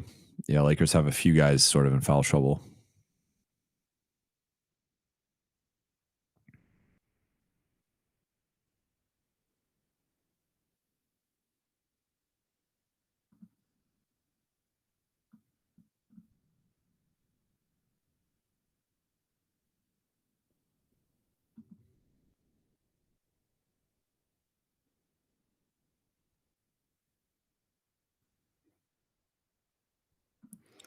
This is true for Madison. Giannis does get away with a lot of carrying and traveling.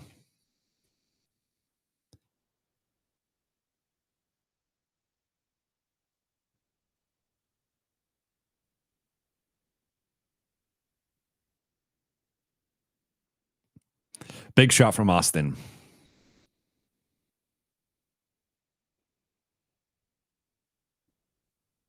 Giannis now, okay, now it's getting a little much. He's getting it every single possession now.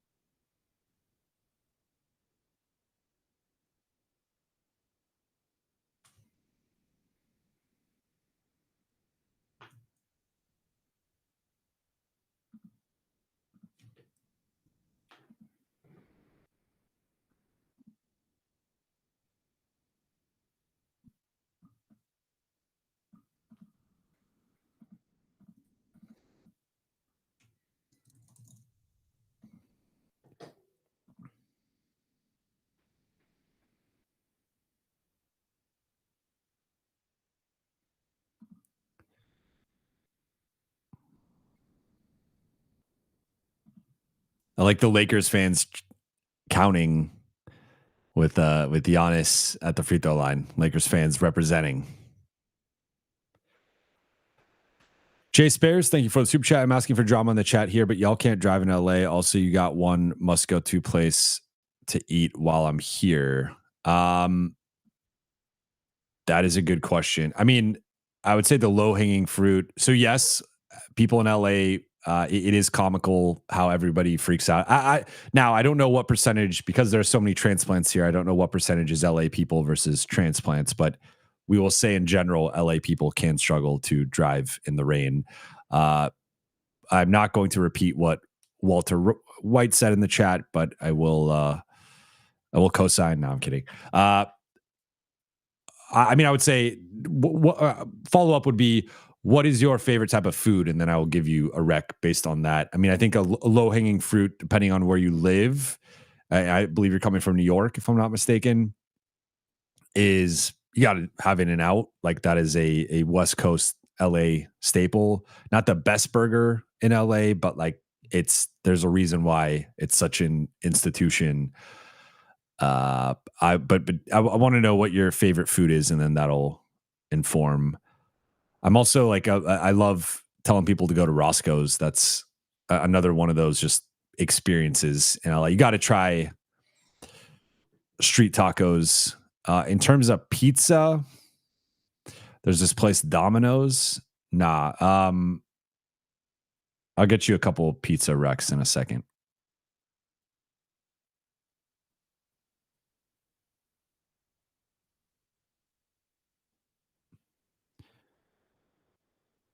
What part of town are you staying in?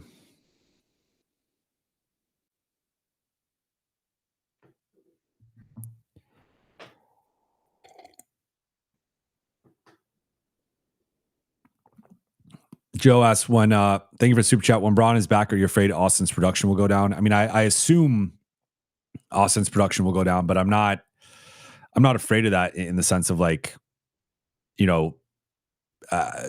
that's fine. Like, I think Austin and Luka's production will go down a little bit. I think Austin will probably have a bigger role than he had in the second half of last season in terms of like post Luka trade.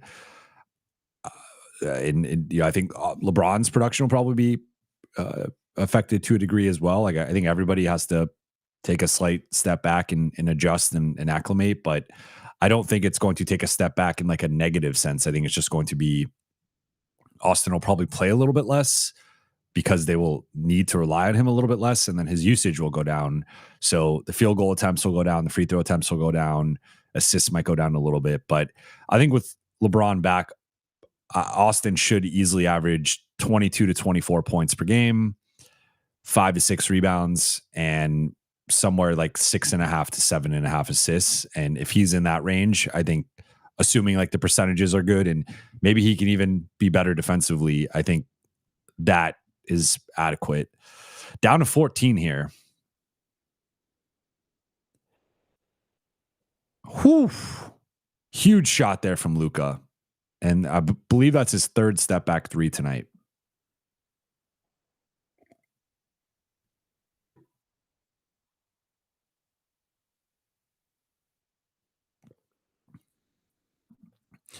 Last Dubai Prince, Braun's going to make this team more efficient both on offense and defense. The GOAT got this. Yeah, I think it's going to be fine. I think the Lakers are going to be better with LeBron James on the floor.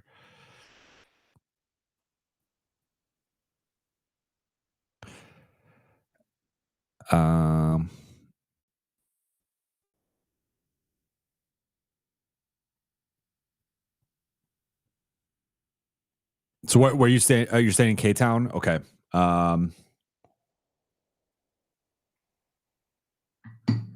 I'll get you a rec in a sec.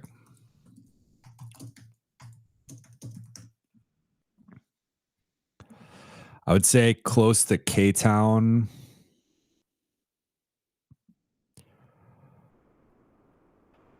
I've heard really good things about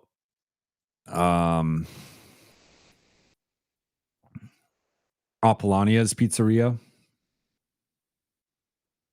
You're also like, there's some really good Italian in this area with like Oste and depends what your budget is, but there's Osteria Mozza. I would check out Larchmont. There's a lot of good places there.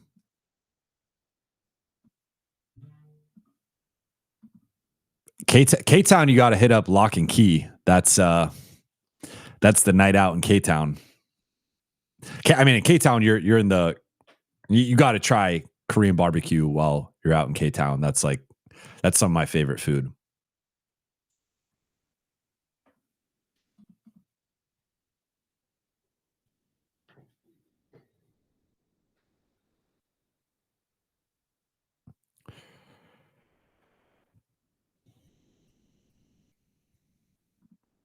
Not around, noting the coffee matcha. I combine the two words. Seen in K-Town's crazy. Yeah. K-Town's got I like K-Town. K-Town's got a lot of really good food. But yeah, a lot of good matcha spots there.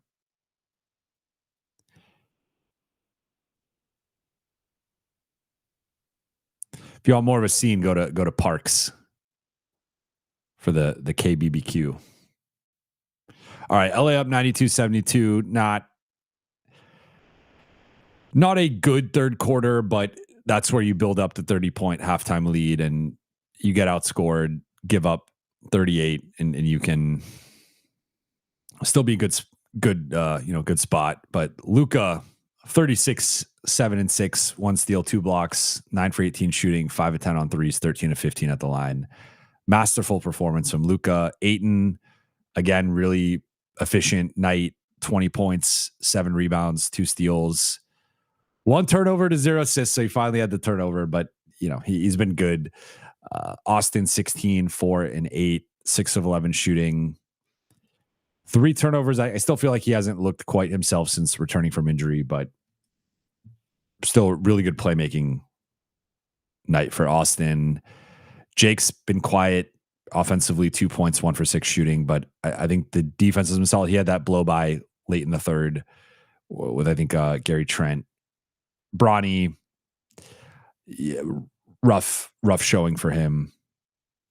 Maxey has been like, the numbers aren't going to jump out. 3 points, 1 rebound, 1 assist, but I think he's been solid and more so like just like stable and not really making mistakes and using his fouls. Dalton, 7.6 rebounds, 1 for 3 on threes, has missed a couple of missed a couple of wide open ones that you'd like to see him make, but a steal and a block, has had some nice plays defensively. And then the rebounding with Dalton, I think, has also been an area that he's been reliable in. Plus 26 actually leads the team. We have not seen a do since the first quarter. And then Jackson, I think, has had some good minutes off the bench, 8 points, 5 rebounds in 12 minutes.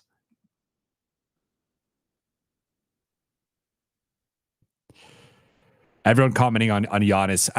So when the game started and I was not live, I was like a minute and a half behind where the game was actually at. Giannis getting the first free throw attempts allowed me to skip ahead 40 seconds. BC, I will note, like, look, I get the Bronny discourse is always an adventure in terms of whatever way you want to take it. But Bronny had been playing better recently. Now, better to the point of starting against the Bucks. No, I disagree with that decision. And I said as much earlier. I said I probably would have started Vando, but this is like, I would say this is a regressive performance from Bronny compared to the way he had been playing.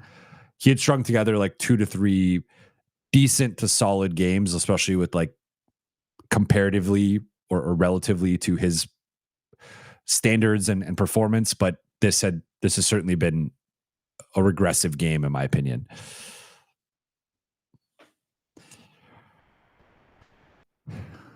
Jake just can't tip in anything. He's had several near tip-ins.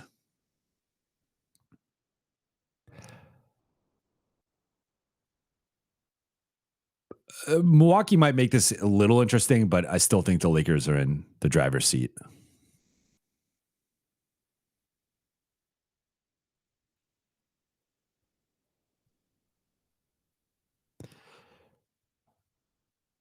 I I never want to see a Jackson Hayes post up. That is a real adventure.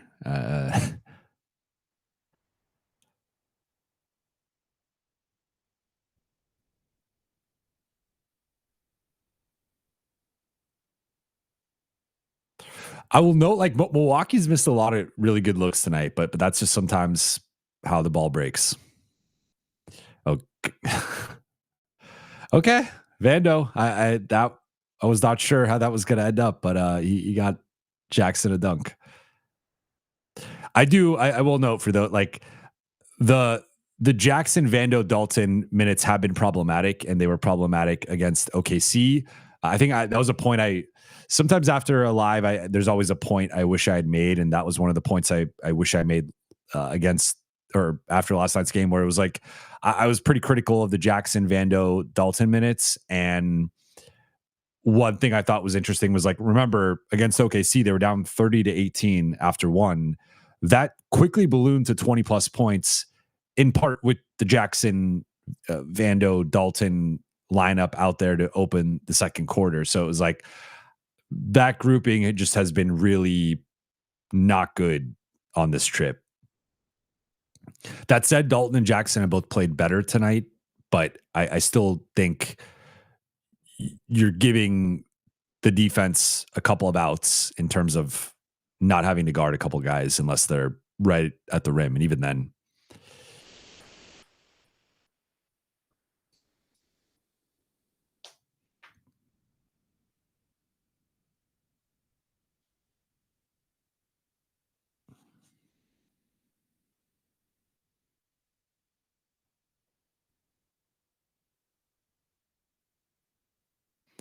honestly, if I'm Milwaukee, I put Giannis in here soon. It's like the game's probably over if he doesn't come back soon.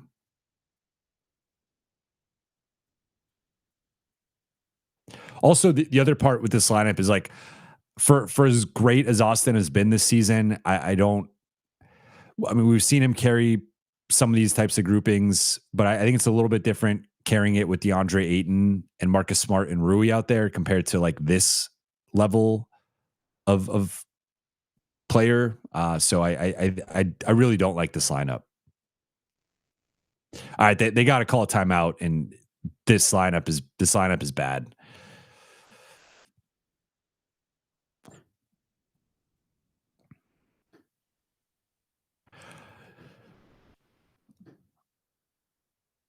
Vando is a minus 11 in 8 minutes.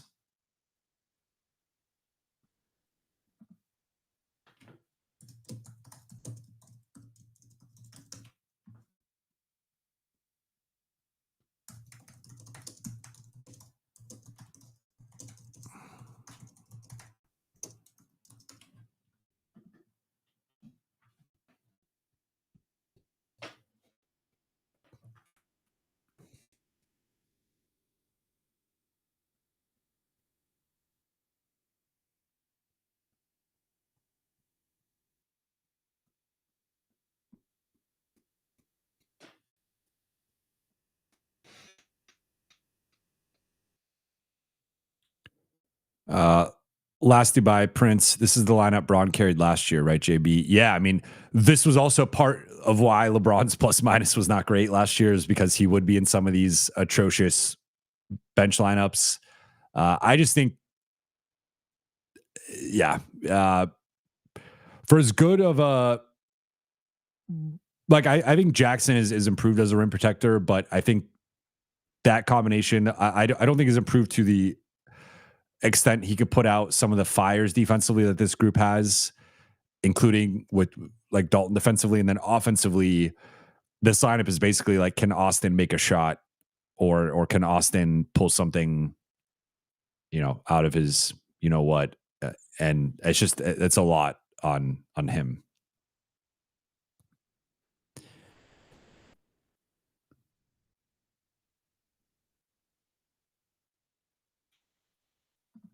Madison, I don't understand why Vando can't learn to shoot. He's getting paid 10 million. I mean, we could start with like, could he like score off of a drive? That would even be, I think, a little easier. But yeah, the shooting.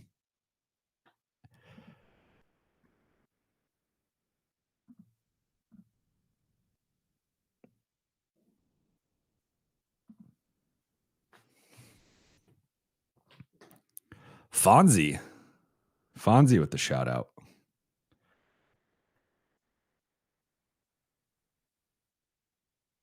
Bill McDonald with a jump the shark reference.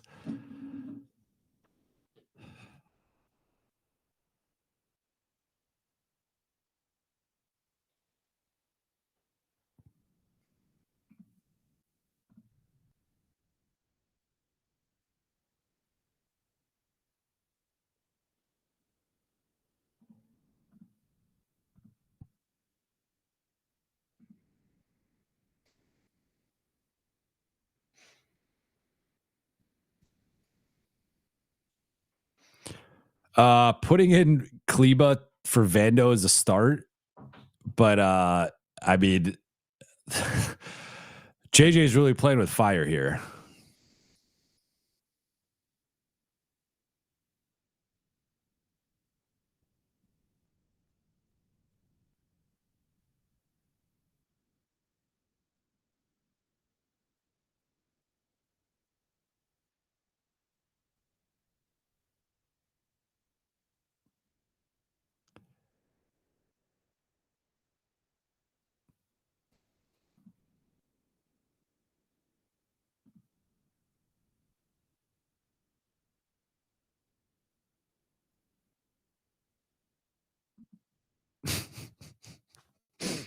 Bill with a 6'7" reference.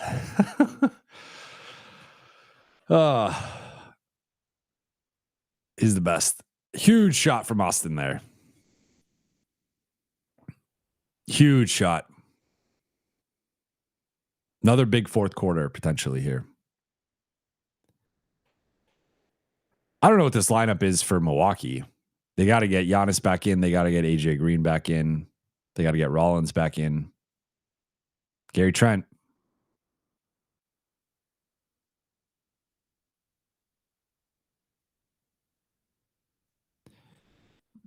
Last Dubai Prince noting that this is a back-to-back. This is a back-to-back for both teams. But yes, that is certainly a factor with defense and shooting. And those are the two areas that are often affected the most. That said, I think this is bad process from LA in terms of this group. I think this is a group that should not be playing together. But they're getting Milwaukee's kind of bailing them out here.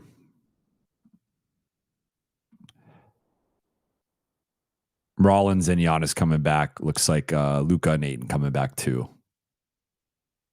Big shot from Austin here. Wow. Okay. Austin, back-to-back fourth quarters. The New Orleans game and then tonight.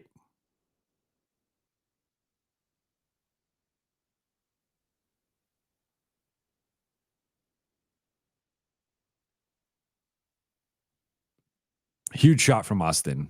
That gives LA some nice breathing room to.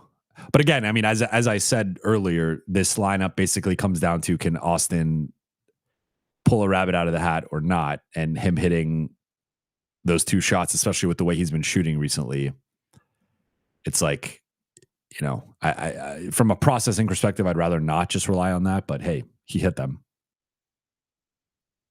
Sorry, you boy. I guess I'm watching on Sportsnet too.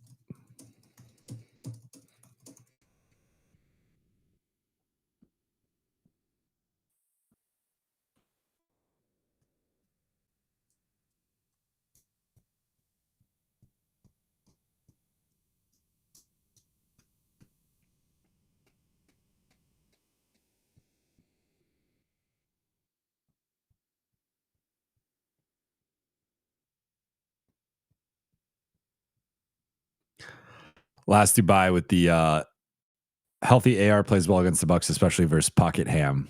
Yeah, this is the Darvin Ham Bowl.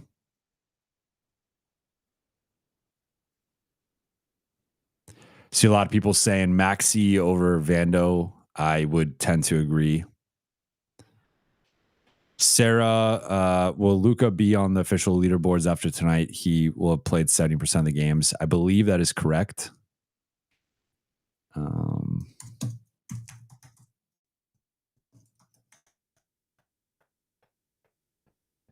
Let's see. Yeah, 70% of their games.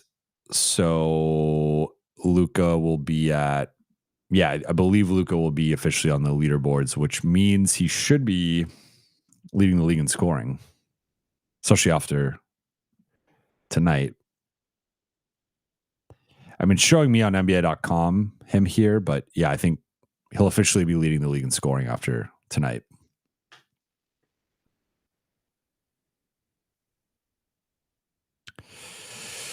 Not around upside of Maxey's game since we've seen him a little bit right now. Well, I think Maxey's just a reliable player. I think he does a lot of the little things in terms of positioning, technique, with, like, you see here, boxing out versus Turner, rotating, the way he screens. Like he's always, I think he's more of just like an amplifier who does little things to improve a lineup. And I don't think he's ever going to be a big box score guy or a big, like, you know, he might have a couple games where that was a nice drive.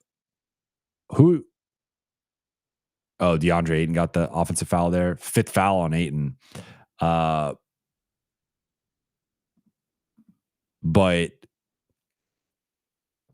oh wow, it just went back to the middle of the third on the box score for me. I like Mac. Like I think one thing with Jackson and Vando and even Dalton is, like, those guys can be mistake prone and go through stretch it. Like, they could be high variance mistake prone players who can have really good stretches and really bad stretches. I think Max is just a steadier overall player.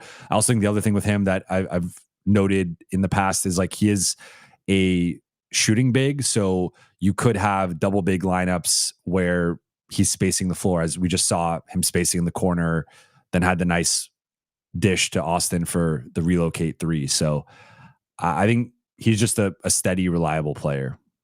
Hugely from, I mean, Austin's taken over again in the fourth quarter. He's single-handedly swinging this game in the fourth. Big three from Giannis.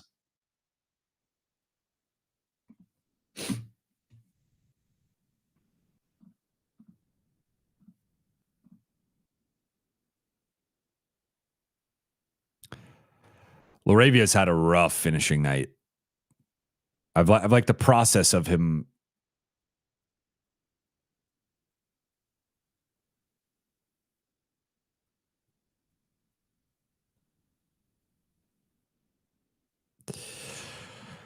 Smokey Jovan, you open to re-signing AR and trading him for Laurie next year? Laurie lets Luka have the ball in his hands more than Austin. I would consider that for sure. I think it ultimately depends on how the rest of the season goes, how the playoffs go, how Laurie's season goes, and then reconvening next year and going from there. But if the Lakers were to eventually trade Austin, that would be the caliber of player and like the player archetype that I would consider. Like I do think Laurie and Luka would fit really well together. I do think though, in general, that like one thing I firmly believe that I think people should factor in more when discussing trading Austin and or just like the future of this group is I do think it's important to have a second high level ball handler and playmaker next to Luka.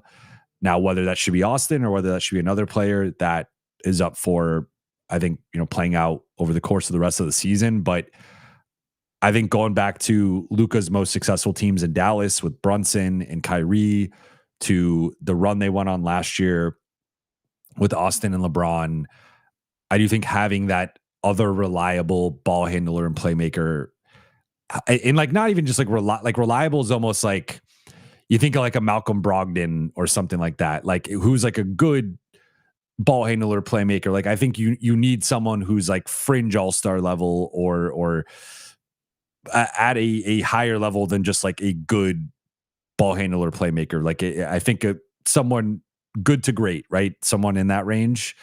And I think we've seen that player archetype really thrive next to Luka because that takes a little bit off of Luka's shoulders. It also takes a bit off of that player's shoulders where now they're not getting the primary assignment. So whether Austin could be that player, I think I'm confident he can be, but we still need more time to see ultimately what that looks like. But I think even if they end up flipping Austin, they need to then find that type of player somewhere else. I think some people just view it as like, let's just put like, rim running center and like 3-3-and-D wings next to Luka. And that's like the optimal way to build. I disagree. I think you want Luka, another high level ball handler, playmaker, scorer, that rim running, rim protecting center, and then a couple of 3-and-D type players, which I think Laurie can fit into that mold as one of the forwards.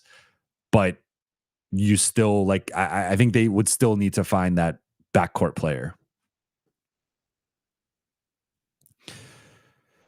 Iced Xylophone says Luka's at his best when he has other threats to use with his playmaking and gain space. Agree. Like I think the ultimate thing is having guys who can thrive in those 4-on-3, 3-on-2 situations. And I don't think that's like, if you have 3-3-and-D guys there, let's just say hypothetically, those guys typically don't thrive in those scenarios as like playmakers, creators. That's my thing. Madison, who's the perfect second option? Ant-Man. Yeah, but it's going to be tough to get him out of Minnesota. Anonymously, it's called LeBron James, y'all. Yeah, but I think like longer term, obviously, LeBron could be here another year or two. But if we're thinking like 3 to 5 years out, LeBron's not going to be playing anymore. Connor Phillips, Jovan, glad I can make it before the end of the game. Does the score reflect our level of play? Yeah, I would say so. If anything, especially based on the first half, LA was up even more. They were up 31 going into halftime, but rough third quarter, rough start of the fourth quarter, and that has made this a bit closer. But this is certainly reflective of how this game has gone. Still been one of LA's best defensive performances. I would say more so in the interior, even up to this point. I mean, they've evened it out more in the paint. It was 26-8 at halftime. Now it's 34-26. So I guess that's been what, 18-8 in the second half in points in the paint in favor of Milwaukee. LA's offense is really, I think the offense has cratered honestly more than the defense. It's been a lot of jump shooting. Defensive three, huh? Oh, wow. Offensive three on Ayton.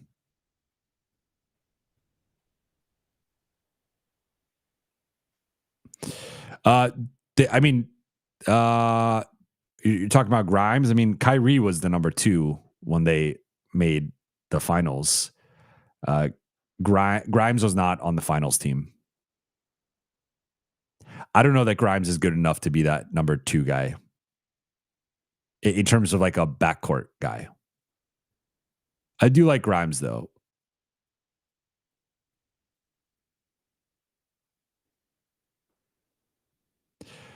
Good context here from Last Dubai Prince. We're up 20 with no Smart and Rui. Yeah, I mean this is shaping up to be LA's best win of the season. And really, like the parts of the game where they've struggled the most have been when they've had to play the bench more, and that's in part been like because of Smart and Rui being out. If you had Smart and Rui both playing 30 plus minutes tonight, and you basically just had like Bronny doesn't start, Jake doesn't start, you go with the normal starters, then you have Maxey, Dalton, and Jackson. Or I mean, Dalton probably plays less. It's more Jake, but if you go like Maxey, Jake, Jackson, and a little bit of Dalton, I think you have a tighter and better rotation overall.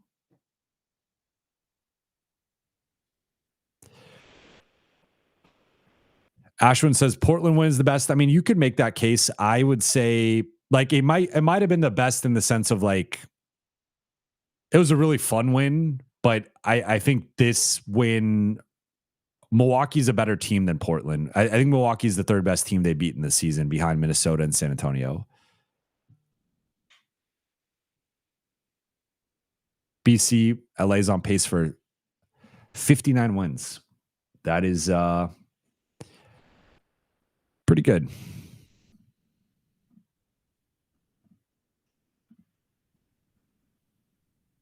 Yeah, 58.57 wins. So round up 59. Luka, I love when Luka, like one of my favorite Luka things is just he I've said this before, but like he gets like personally offended when you like want to challenge a call against him, or what, like especially go back to last year, it'd be like if you fouled him and you didn't think it was a foul, Luka takes like actual offense to that. And I just love that about him. Like he wants you to know you fouled him, and if you don't know it in your soul, he gets upset with that. And I love that. But yeah, I mean, he's on pace. He's nearly a 40-point triple double. Like the assist didn't quite get there tonight, but Lakers didn't have the best shot making night overall. I mean, 49%, 39% on threes. Like you take that, especially for them. But that was largely carried by Luka and Austin, each hitting 5. And Dalton hit 1, Maxey hit 1.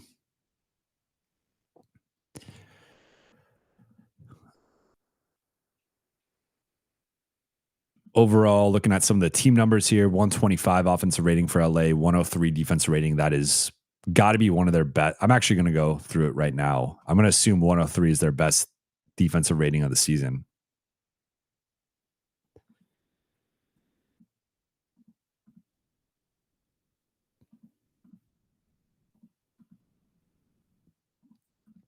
It would basically be in between this one and the New Orleans game. Let's see.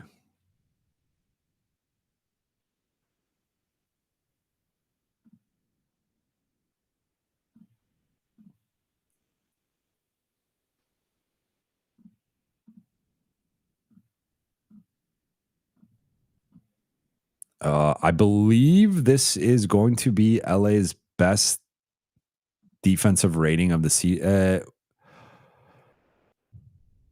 101.9 against New Orleans last night. So this is up there for This one's probably going to end up being a little higher for Milwaukee, but based on I would say based on the talent level, and New Orleans was 27th in offense going into last night. Milwaukee was 8th in offense going into tonight, even with it being second night of a back-to-back, but also factoring in no Marcus. Like, I think this is the best defensive performance of the season for LA.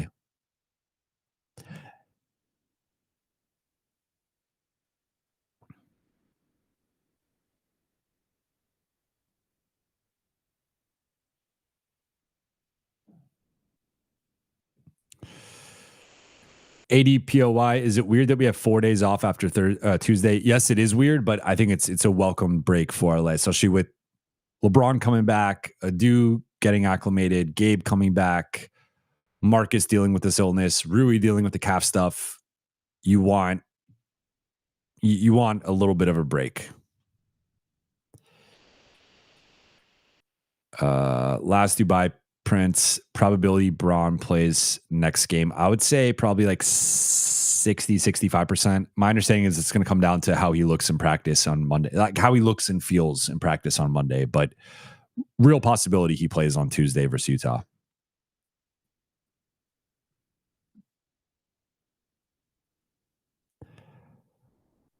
Nice defense there from Ayton.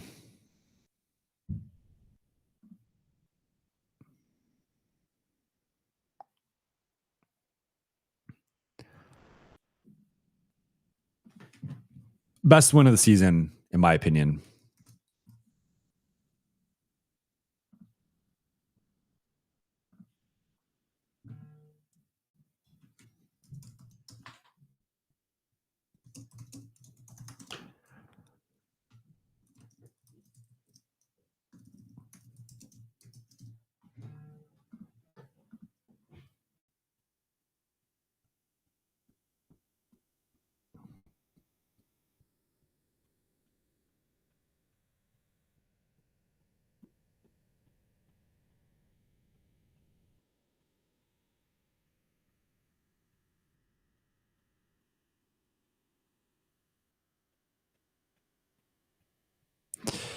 BC has LeBron doing the G League. I've heard he's doing well. I mean, there's no like official. We're not at the practices or able to watch the scrimmages, but I've heard he's looked good.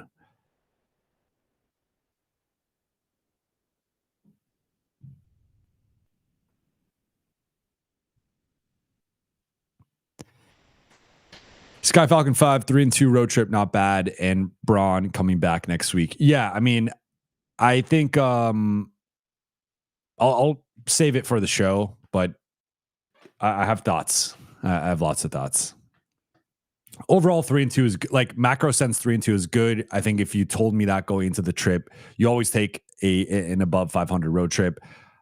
I do think like the 2 losses were individually concerning for different reasons, right? For Atlanta, it was like the inability to take an inferior opponent seriously and to just get like both losses they got basically ran off the floor from the jump, and that was a bit concerning. But the OKC loss, obviously, from like a measuring stick, how they stack up perspective, because like, you know, they still got a ways to go to catch up to OKC, just like the rest of the league does. Like, it's not a Lakers specific thing only, but overall, 3-2, like this win to me changes how if they lost this game, even with it being second night of a back-to-back, like it would have changed how I viewed the road trip a little bit. So them winning is definitely notable. All right. We're getting some Adu minutes for the final 3 minutes.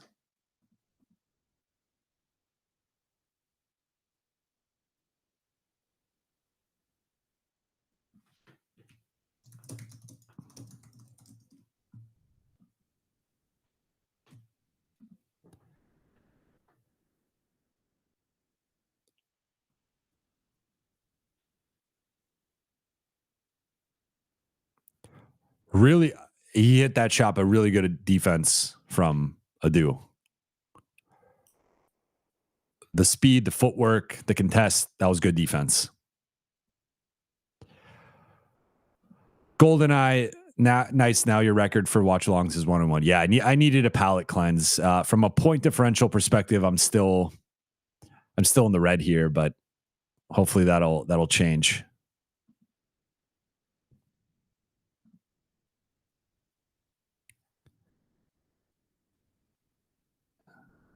This is riveting basketball right here.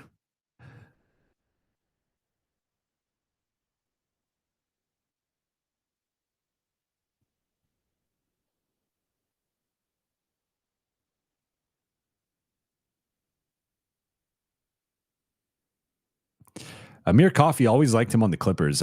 He was a guy I would have been interested in LA signing.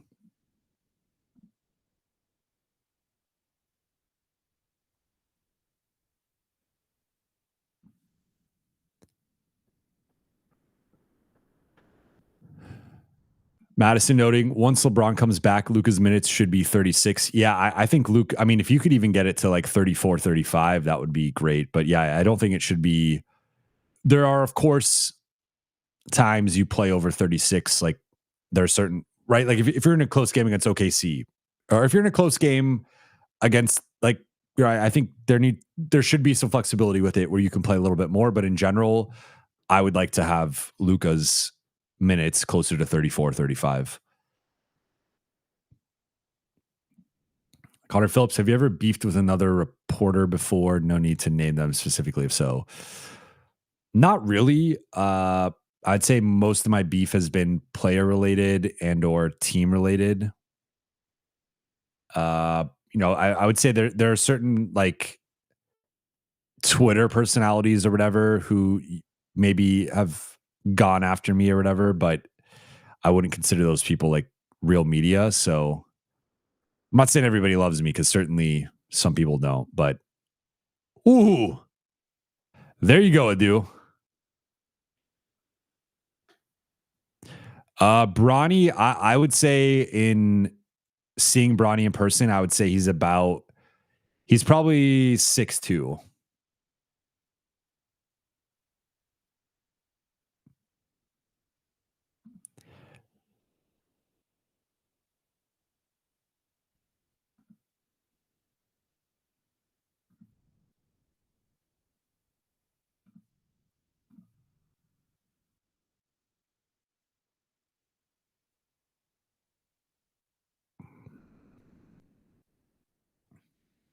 Nick Smith,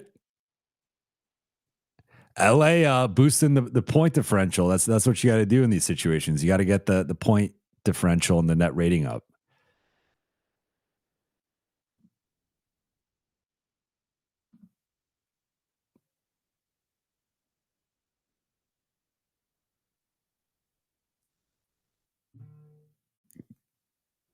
Takeaway number one is Adu Thero the fifth starter for the Lakers.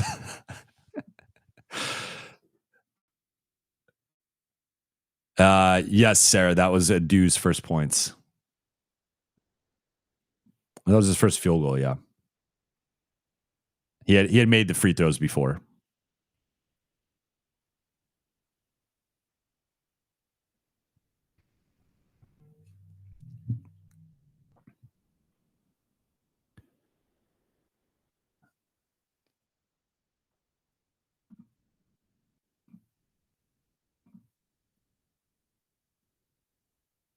All right, 119.95. Lakers win.